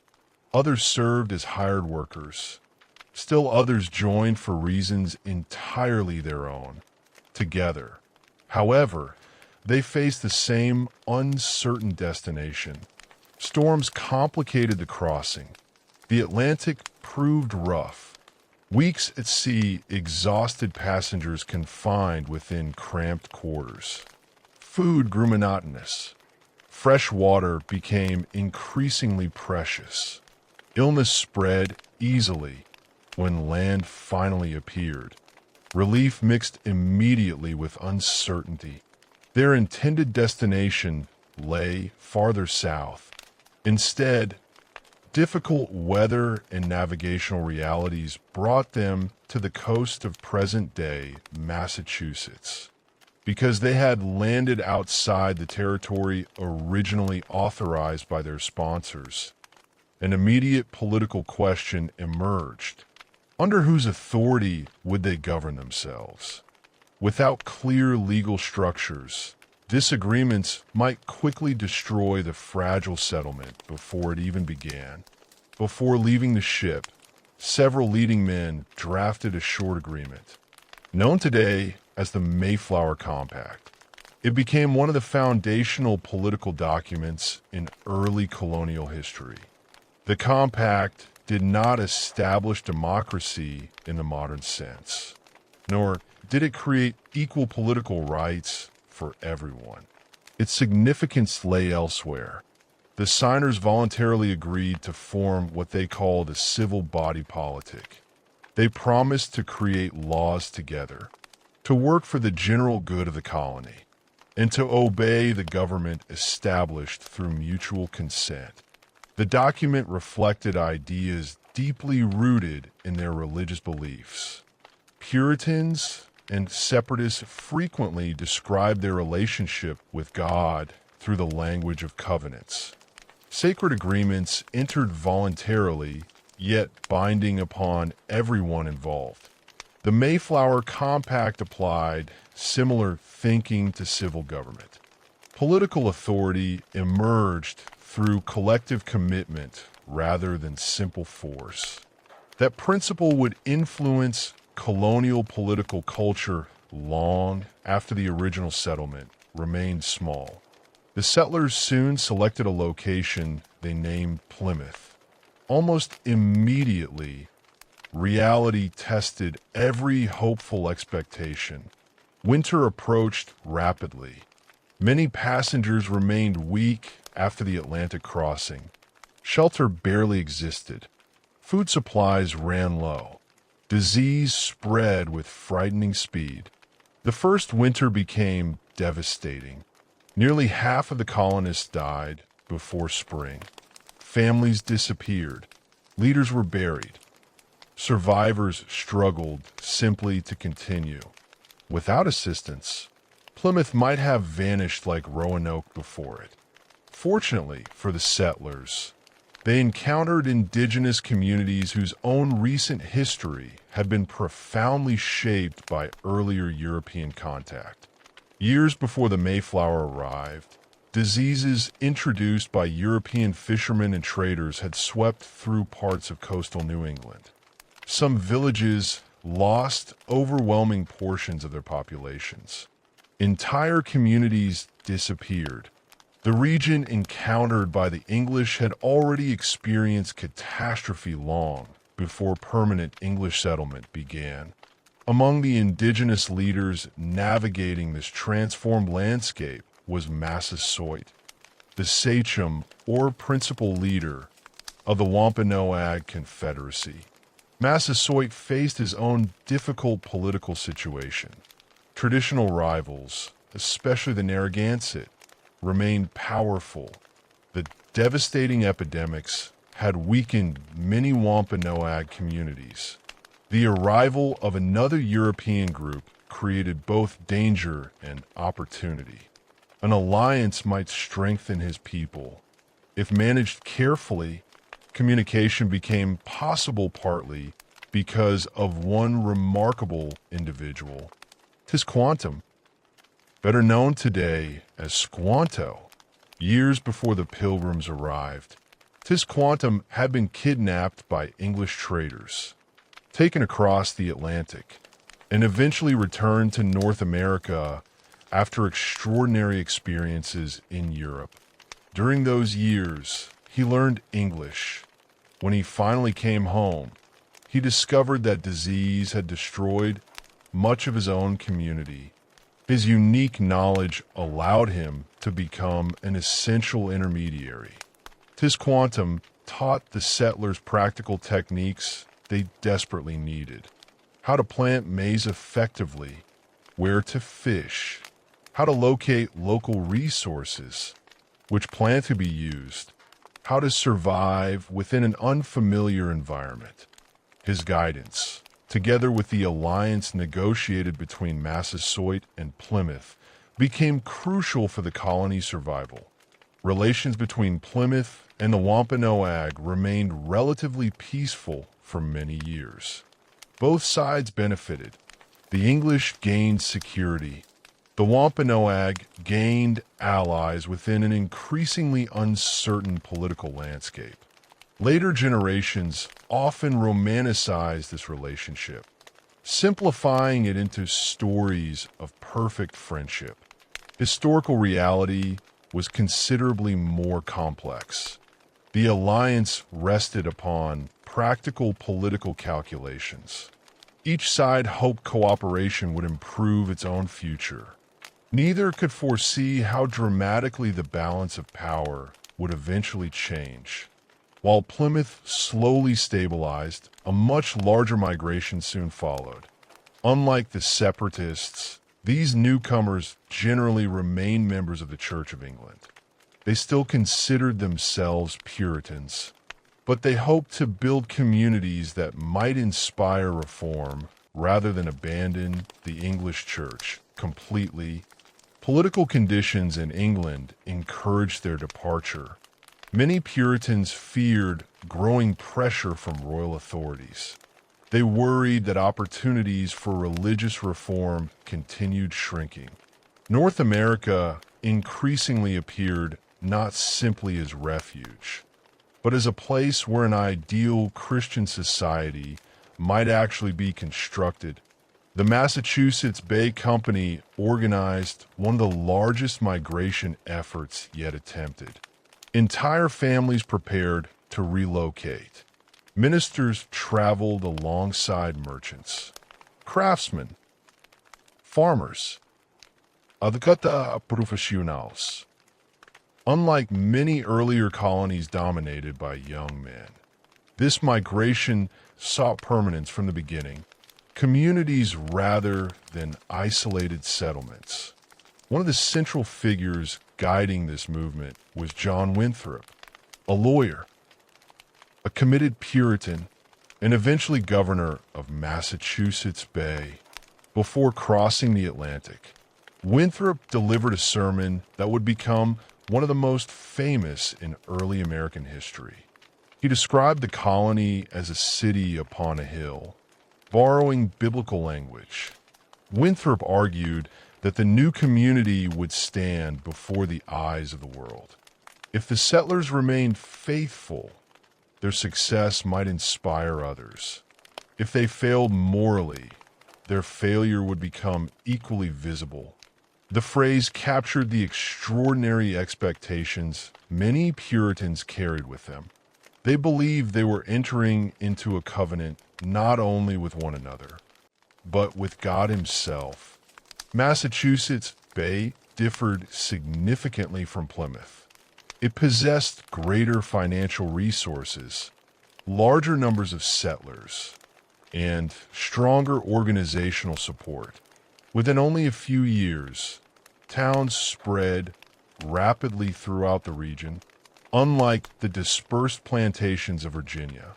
New England communities developed around central meeting houses. Families lived relatively close together. Fields extended beyond town centers. Churches and local government became closely connected. Town organization reflected both practical necessity and religious philosophy. Neighbors watched over one another, shared responsibilities, maintained roads, supported schools, and gathered for public meetings where local issues received discussion. These town meetings became one of New England's defining political institutions. Eligible male property holders debated taxes, selected local officials, maintained community infrastructure, and made decisions affecting everyday life. Although participation remained limited by gender and property requirements, many ordinary settlers experienced local self-government more directly than people in many parts of Europe. Religion shaped nearly every aspect of society. Puritan leaders never intended to create complete religious freedom. Their goal was not pluralism. It was unity. They wanted communities guided by what they sincerely believed represented true Christianity. Church membership carried enormous importance. In many places, only men accepted as full church members could vote in colony-wide elections. Civil leaders and ministers remained separate offices, yet they worked closely together. Ministers rarely held political office themselves. Nevertheless, their influence over public life proved immense. Sermons addressed not only personal morality, but community responsibilities. Public fasts, days of thanksgiving, and collective prayer became regular features of New England life. The meeting house stood physically and symbolically at the center of many towns. Daily life reflected these priorities. Families generally practiced mixed agriculture rather than relying upon one export crop. Corn, wheat, vegetables, fruit orchards, livestock, fishing, timber, small-scale trade. Economic activity remained diverse. The rocky soil and shorter growing season discouraged plantation agriculture like that developing farther south.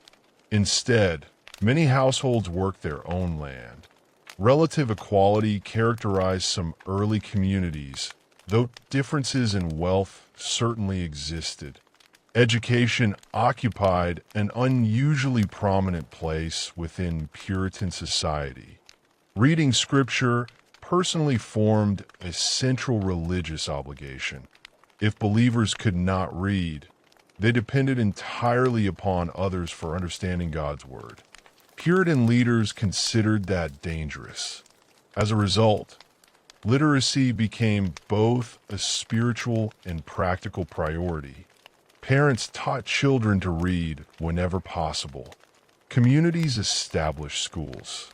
Colonial laws eventually required larger towns to support public education. These efforts produced literacy rates notably higher than many contemporary European societies.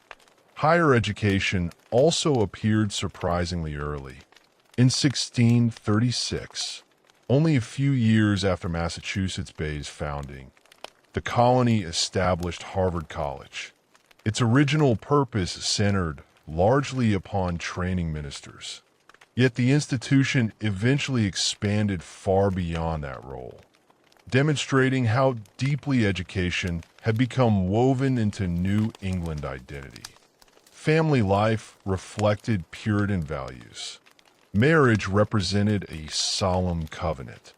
Though ministers often participated in ceremonies, marriage remained legally a civil institution rather than a sacrament. Households functioned as economic, educational, and religious units simultaneously. Parents expected children to obey authority. Children contributed meaningful labor. Women managed complex households, produced clothing, prepared food, raised children, assisted with agricultural work, and participated actively within church life. Yet legal authority generally rested with husbands. English common law continued shaping family relationships, despite emphasizing community and morality. Puritan society could also prove remarkably strict.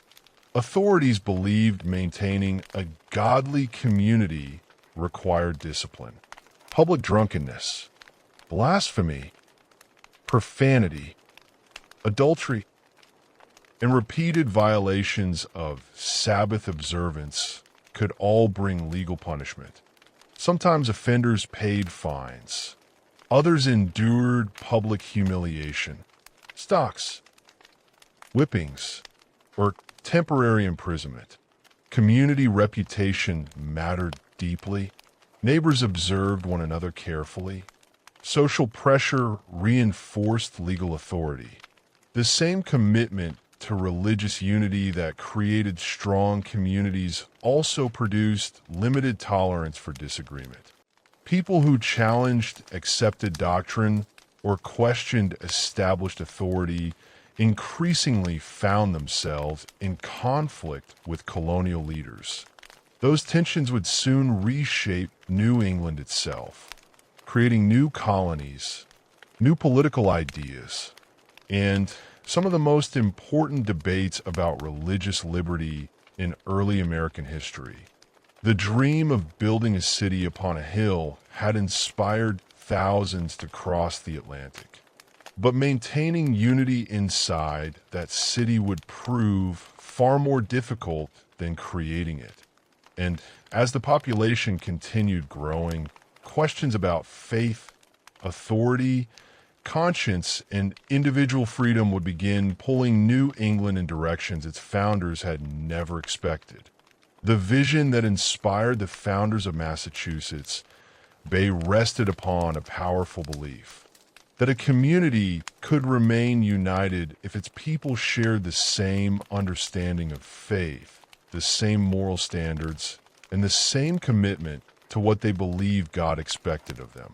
For a time, that vision appeared to succeed. Towns multiplied. Churches were organized. Families built homes. Schools opened, and local governments became firmly established. To many observers, New England looked remarkably stable. But stability often hides disagreements that grow slowly beneath the surface. As more settlers arrived, not everyone interpreted Scripture in exactly the same way. Some questioned whether civil authorities should possess so much influence over religious life. Others wondered whether ministers had accumulated too much power. Still others believed that conscience belonged to God alone, and that no government, however sincere, could rightfully control it. These debates reached far beyond abstract theology. They challenged the very foundations upon which Massachusetts Bay had been built. One of the first figures to force these questions into public view was Roger Williams. Williams arrived in New England as a deeply committed Puritan minister. No one doubted his sincerity. No one questioned his knowledge of Scripture. Yet almost from the beginning, his conclusions differed from those of many colonial leaders. Williams believed that genuine faith could never be created through government authority. A person might obey laws out of fear, attend church because punishment demanded it, or publicly conform while privately believing something entirely different. Such obedience, he argued, held little spiritual value. Faith had to remain voluntary. That conviction led him toward another conclusion that many of Massachusetts leaders considered dangerous. Civil government and religious institutions, he argued, should remain separate. Magistrates possessed authority over crimes, property, and public order. They did not possess authority over the human soul. Government should punish theft, violence, or fraud. It should not punish people simply because they held different religious beliefs.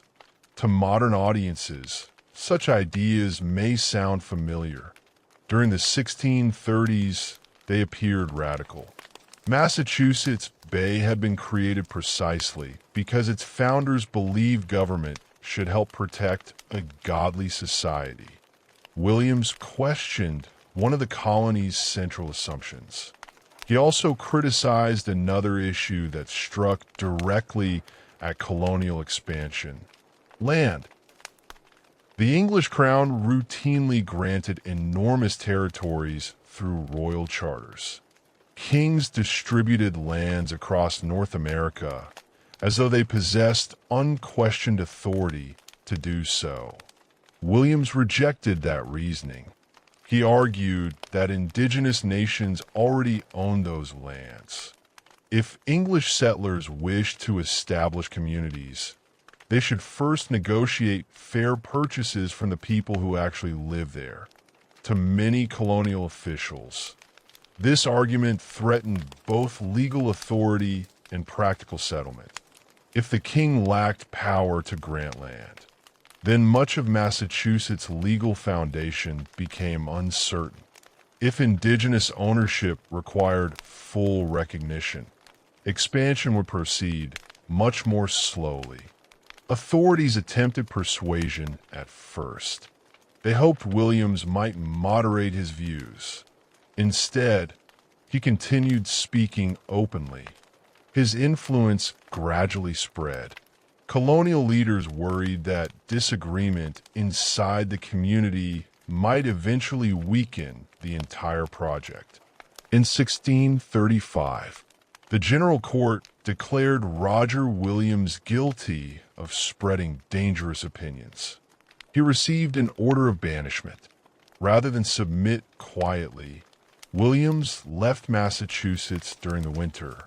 His journey became one of remarkable endurance, traveling through forests covered in snow. Depending upon the assistance of indigenous communities, he eventually reached the lands of the Narragansett people. Leaders there welcomed him. Williams later purchased land through agreements with local indigenous representatives. There he established a new settlement, Providence. The name reflected his belief that divine providence had guided his survival. Providence differed fundamentally from Massachusetts Bay. Its government did not require religious conformity. People could worship according to conscience, or choose not to participate in established churches. Civil authorities focused primarily upon maintaining peace rather than enforcing theological agreement. Over time, additional nearby settlements joined with Providence. Together, they eventually formed the colony of Rhode Island and Providence plantations. Rhode Island quickly developed a reputation unlike any other English colony in North America. Baptists, Quakers, religious dissenters, and others unwelcome elsewhere often found refuge there. To critics in Massachusetts, Rhode Island appeared chaotic, too tolerant, too willing to permit beliefs they considered dangerous. To supporters, it represented something entirely different, an experiment demonstrating that civil order could exist without religious uniformity. Roger Williams' ideas would influence later generations far beyond New England. Long before concepts such as freedom of religion became widely accepted, he insisted that government and conscience belonged to separate spheres. While Williams challenged colonial leaders from one direction, another remarkable individual raised different questions. And Hutchinson possessed no official religious position. She was neither ordained nor appointed by colonial authorities. Yet her influence became extraordinary. After arriving in Massachusetts, she began hosting meetings in her home. Women gathered first. Soon men attended as well. Participants discussed recent sermons, examined scripture, and listened as Hutchinson offered her own interpretations. At the center of her teaching stood the concept of divine grace. She argued that true assurance of salvation came directly from God's grace rather than from outward signs of religious discipline. In her view, a transformed heart mattered far more than visible obedience alone. Many listeners found her message deeply compelling. Others became increasingly alarmed. Massachusetts ministers worried that Hutchinson's ideas might weaken respect for church authority. If ordinary believers believed they could interpret spiritual truth independently, what role remained for educated clergy? Another issue also troubled colonial leaders, and Hutchinson was a woman publicly discussing theology before mixed audiences. Within the social expectations of 17th century England, that itself challenged accepted norms. As her popularity grew, controversy intensified. Critics accused her of claiming direct revelations from God. Supporters insisted she simply emphasized the central importance of grace. Eventually, authorities brought Hutchinson to trial. The proceedings lasted several days. Questions extended far beyond theology. Judges examined authority, social order, gender expectations, and the relationship between individual conscience and community unity. Throughout the trial, Hutchinson defended herself intelligently, confidently, at times boldly. Yet her confidence convinced many officials that reconciliation had become impossible. The court declared her teachings dangerous. She too received a sentence of banishment, leaving Massachusetts with many followers. Hutchinson eventually settled first in Rhode Island. Later, after further movement, she relocated into territories that lay beyond English colonial control.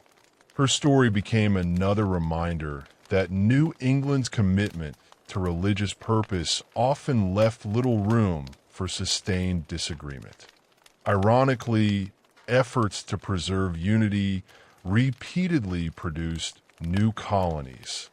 People expelled for their beliefs established additional settlements, expanding English presence across the region even while challenging Massachusetts' original vision. These internal religious disputes unfolded alongside another increasingly serious transformation. Relations between English settlers and indigenous nations steadily deteriorated. During Plymouth's earliest years, cooperation with the Wampanoag Confederacy had helped both communities survive difficult circumstances. Massachusetts Bay also experienced periods of peaceful exchange. Trade occurred. Diplomatic meetings continued.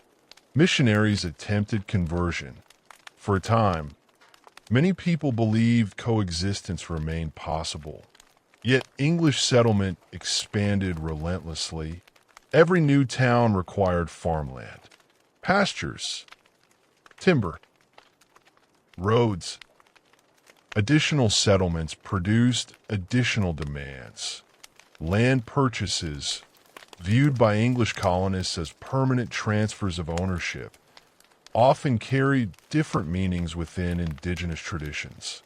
Some native leaders believed agreements allowed shared use. Others viewed negotiations as political alliances rather than complete surrender of territory. Misunderstandings accumulated. Livestock wandered into indigenous fields. Fences interrupted traditional travel routes. Hunting grounds gradually disappeared beneath expanding farms. At the same time, missionary efforts intensified. Some ministers sincerely hoped indigenous communities would embrace Christianity. Several native individuals converted. Communities known as praying towns eventually formed. Residents adopted aspects of English agriculture, education, and religious practice while attempting to preserve portions of their own identity. For converts, life often proved difficult. Some English settlers never fully accepted them. Some indigenous neighbors viewed conversion with suspicion. They existed between worlds, accepted completely by neither. Competition over trade also sharpened tensions.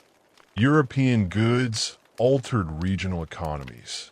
Metal tools, firearms, cloth, and manufactured products became increasingly valuable. Control over access to those goods strengthened some communities while weakening others. Political balances shifted. Conflicts that once remained local now carried broader consequences. One of the earliest major wars between New England colonists and indigenous peoples centered upon the Pequot Nation. Located in southern New England, the Pequots controlled strategically important trade routes. Their influence extended across the Connecticut River Valley. As English settlements spread into that fertile region, commercial rivalry intensified.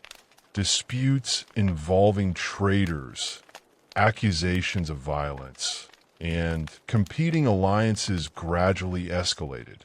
Neither side fully trusted the other. Both believed their own security required decisive action. War followed. The Pequot War became one of the most brutal conflicts in early colonial history. English forces secured alliances with the Narragansett and Mohegan nations, long-standing rivals of the Pequots. These indigenous alliances proved decisive. The war demonstrated once again that European colonists rarely fought alone. Native nations pursued their own strategic interests, sometimes supporting English campaigns, sometimes opposing them. One event especially shocked contemporaries. English soldiers and their allies surrounded a fortified Pequot village.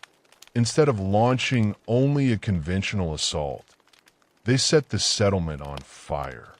As flames spread, many people attempting escape were killed. Men, women, children. Large portions of the community perished. Even some indigenous allies expressed surprise at the scale of destruction. The outcome transformed southern New England. The Pequot Nation ceased to exist as an independent regional power. Many survivors were killed, others enslaved, still others absorbed into neighboring communities. English settlement expanded into territories where Pequot influence had once limited colonial growth. The war also established a dangerous precedent. Many English colonists interpreted victory as evidence of divine favor. Some ministers described success through religious language, portraying expansion as part of God's providential plan. Such interpretations strengthen confidence while making future compromise increasingly difficult. Over the following decades, English towns multiplied rapidly. Massachusetts, Connecticut, New Haven, New Hampshire, and Maine all experienced continued settlement. Each new generation required additional land. Children inherited farms too small to divide indefinitely. Families moved outward. Frontier communities appeared.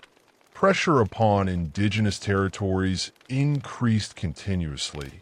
Meanwhile, demographic changes favored the colonists. Migration from England continued. European diseases repeatedly reduced indigenous populations. Although native nations remained resilient, military and political balances gradually shifted. Still, peace persisted in some regions. Treaties were negotiated. Trade continued. Many leaders on both sides hoped accommodation remained possible. Yet beneath that fragile calm, frustration steadily accumulated. Among the Wampanoag, memories remained vivid. Massasoit's alliance with Plymouth had once represented mutual cooperation. His people had helped struggling settlers survive. In return, they expected respect for their autonomy. As decades passed, circumstances changed dramatically. English towns surrounded former Wampanoag territories. Land sales, sometimes negotiated under intense pressure, steadily reduced native control. Colonial courts increasingly claimed authority over disputes involving indigenous communities. Missionaries encouraged conversion. English livestock damaged fields. Young generations inherited fewer resources than their parents. When Massasoit died, leadership eventually passed to his son, Medicum.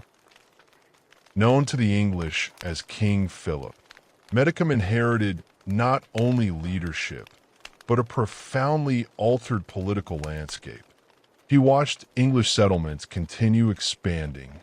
He observed growing colonial confidence after earlier victories. He recognized that every passing year made preserving indigenous independence more difficult. Many neighboring nations faced similar concerns. The immediate crisis developed through several connected events. One involved the killing of a native Christian who had provided information to colonial authorities. English courts tried and executed 3 Wampanoag men accused of the crime. To colonial officials, justice had been served. To many indigenous observers, the executions symbolized something else. English governments now claimed authority even over matters involving native communities themselves. The balance that had once existed no longer remained. Var erupted in 1675, known historically as King Philip's War. It became one of the deadliest conflicts proportionally in North American history. Medicum and numerous allied nations launched coordinated attacks across New England. English towns burned. Settlers fled fortified communities. Families abandoned homes built over generations. Fear spread throughout the colonies. Colonial governments mobilized militias rapidly. Native communities supporting the English became targets for opposing indigenous forces. Communities opposing the English faced devastating military campaigns. Violence engulfed the region. Neither side escaped terrible suffering. English soldiers destroyed villages, food supplies, and crops. Captives were executed, others sold into slavery, including transportation to Caribbean colonies. Indigenous warriors attacked isolated settlements, killed colonists, and attempted to halt further expansion. The war became intensely personal.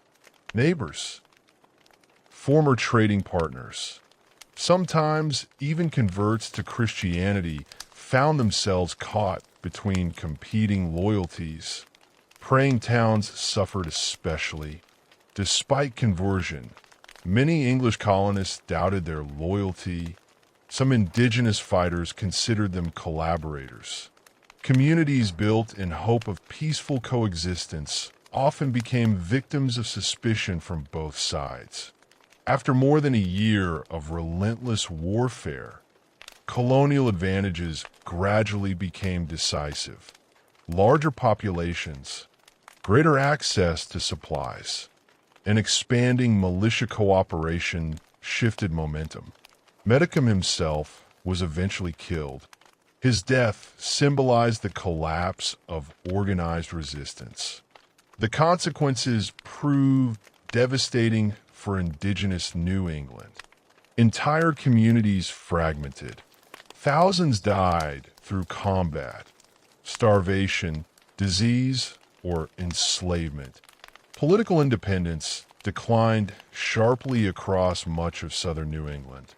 English settlement expanded into territories previously defended successfully for generations.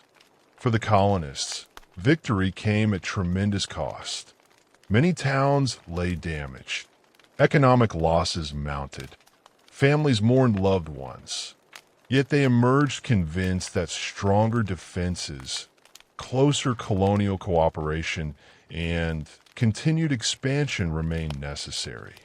King Philip's War fundamentally changed New England forever. It did not eliminate indigenous peoples. Many communities endured, adapted, and preserved identity despite extraordinary hardship. But the balance of power shifted unmistakably toward the English colonies. As New England rebuilt after war, another region farther south began developing according to very different principles. Between Puritan New England and the tobacco plantations of the Chesapeake, a diverse collection of colonies would soon emerge. Merchants, Dutch traders, Quakers, German farmers, Scots-Irish settlers, artisans, and people from dozens of backgrounds would help create a region unlike either of its neighbors. A place where commerce, cultural diversity, and religious variety would shape colonial life in entirely new ways. As the 18th century advanced, the British colonies along the Atlantic coast no longer resembled the fragile settlements their founders had struggled to preserve. Generations had now been born in America. Towns had become cities. Forests had given way to farms. Harbors filled with ships arriving from every corner of the Atlantic world. Colonial society had grown richer, more diverse, and more confident. It had also become more complicated. Different regions had developed distinct identities. New England emphasized towns, education, and commerce. The Chesapeake remained deeply connected to tobacco. The southern colonies expanded plantation agriculture built upon enslaved labor. The middle colonies became centers of trade, immigration, and cultural diversity. Despite these differences, one reality connected them all. They remained part of the British Empire. For many decades, that relationship seemed beneficial. British markets purchased colonial products. The Royal Navy protected Atlantic shipping. Colonists generally governed their own local affairs through assemblies, town meetings, and county courts. Many people proudly described themselves as both British subjects and Americans. Those identities did not appear contradictory. The empire seemed large enough to include both. The victory over France in the 7 Years' War, known in North America as the French and Indian War, initially appeared to strengthen that relationship even further. France's mainland empire in eastern North America had largely disappeared. The long-standing military threat that had concerned English colonists for generations seemed finally removed. Many celebrated what appeared to be the beginning of a safer, more prosperous future. Yet success created new problems. Britain had financed a global war at enormous cost. The national debt rose dramatically. Government officials in London searched for ways to reduce financial pressure while also paying for soldiers stationed across newly acquired territories. From their perspective, the colonies had benefited greatly from victory. Therefore, they reasoned the colonies should contribute more directly toward imperial expenses. Many colonial leaders viewed the situation differently. For years, colonial assemblies had already raised money, supplied militias, and supported military campaigns. They believed they had fulfilled their responsibilities. What followed became less a disagreement over money than a disagreement over political authority. Parliament attempted to tighten enforcement of trade regulations. New taxes appeared. Customs officials gained broader powers. Colonists increasingly argued that while Parliament might regulate imperial trade, it possessed no legitimate authority to tax people who had elected none of its members. The phrase that eventually echoed throughout the colonies captured this concern clearly: no taxation without representation. Those words summarized a constitutional argument rather than a simple complaint about paying taxes. Colonists insisted they enjoyed the traditional rights of English subjects. One of those rights, they believed, required consent through elected representatives before taxes could be imposed. Parliament rejected that interpretation. British officials argued that members of Parliament represented the interests of the entire empire, not merely the districts that elected them. Neither side believed it was abandoning the British constitutional tradition. Both claimed to defend it. As tensions increased, resistance expanded beyond speeches and petitions. Merchants organized boycotts of British goods. Women participated by producing homespun cloth instead of purchasing imported textiles. Printers published essays defending colonial rights. Committees of correspondence shared information rapidly from one colony to another. Events that once might have remained local now became matters of continental concern. The destruction of tea in Boston Harbor marked another turning point. To participants, refusing to accept taxed tea represented defense of constitutional principle. To British authorities, destroying private property represented open defiance. Parliament answered with punitive legislation. The Port of Boston closed. Massachusetts government lost significant autonomy. Additional troops reinforced royal authority, rather than isolating Massachusetts. However, these measures encouraged greater cooperation among the colonies. Food, supplies, and messages of support arrived from distant communities. Increasing numbers of colonists concluded that if one colony's rights could be restricted, none remained entirely secure. Representatives gathered in Philadelphia for the First Continental Congress. They still hoped reconciliation remained possible. They petitioned the king, asserted loyalty, and asked that long-standing constitutional rights be respected. At the same time, they coordinated economic resistance and encouraged local communities to prepare for uncertain times.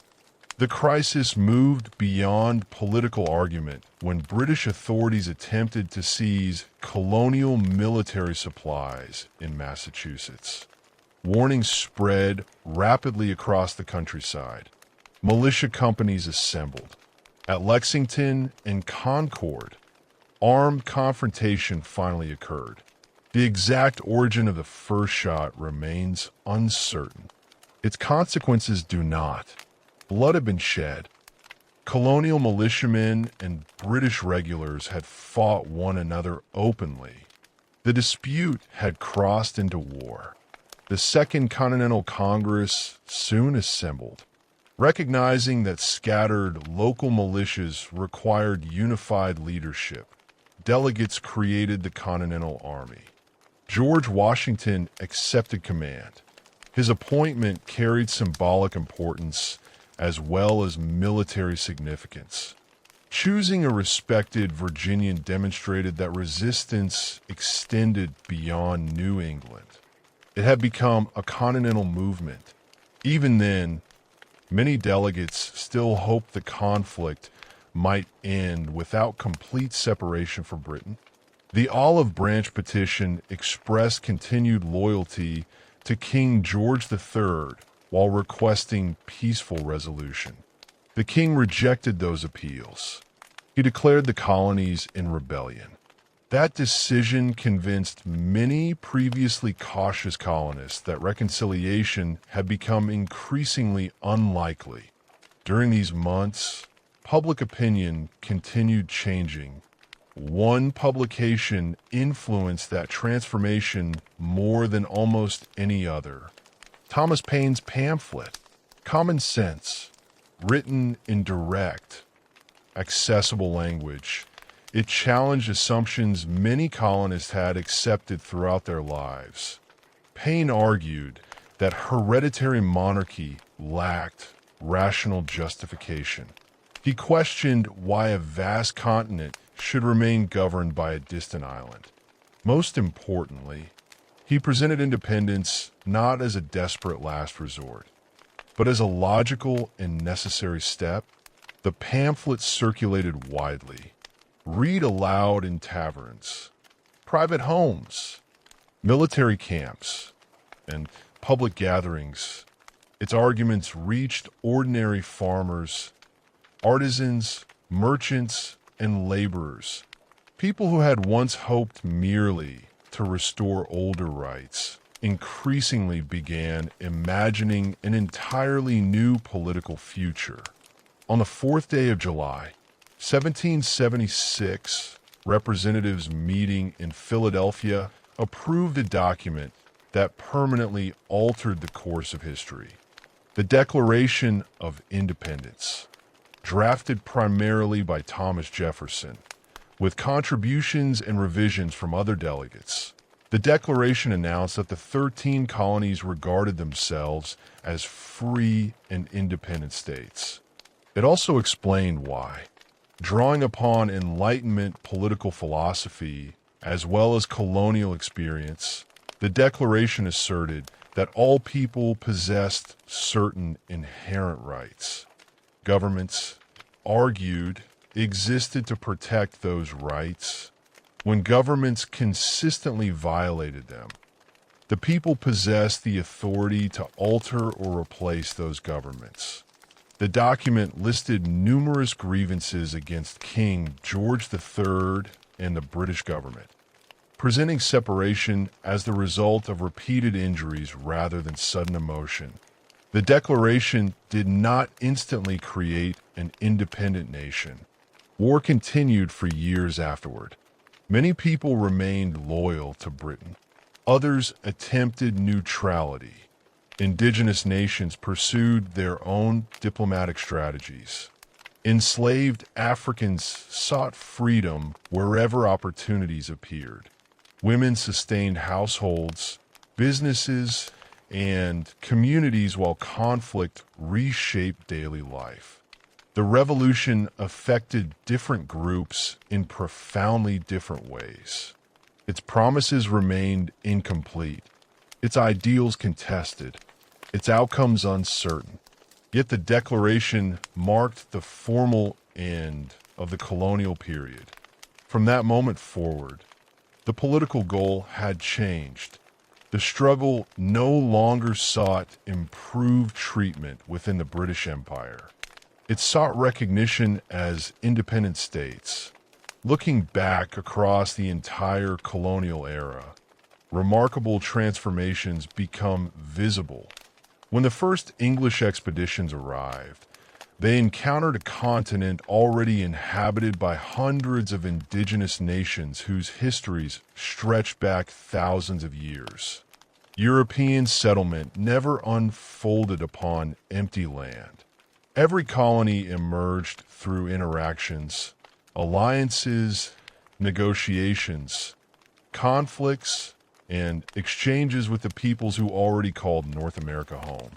Spanish missions, French trading networks, Dutch commercial settlements, English farming communities, African cultures carried across the Atlantic through the violence of slavery, and indigenous civilizations with ancient traditions all shaped the history of colonial America.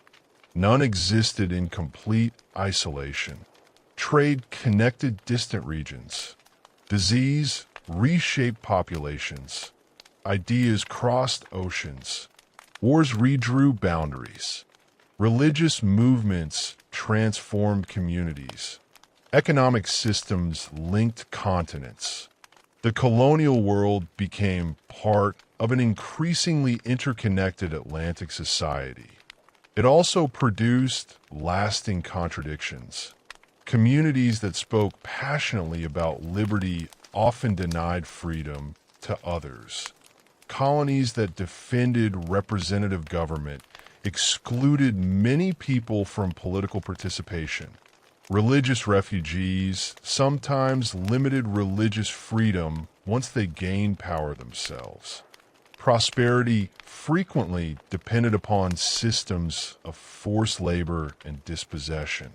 These contradictions did not disappear with independence. They continued shaping American history for generations. The colonial era, therefore, should not be remembered simply as a story of European settlement, nor only as a prelude to the American Revolution. It was a complex period during which diverse peoples, cultures, and political traditions met, cooperated, competed, and transformed one another.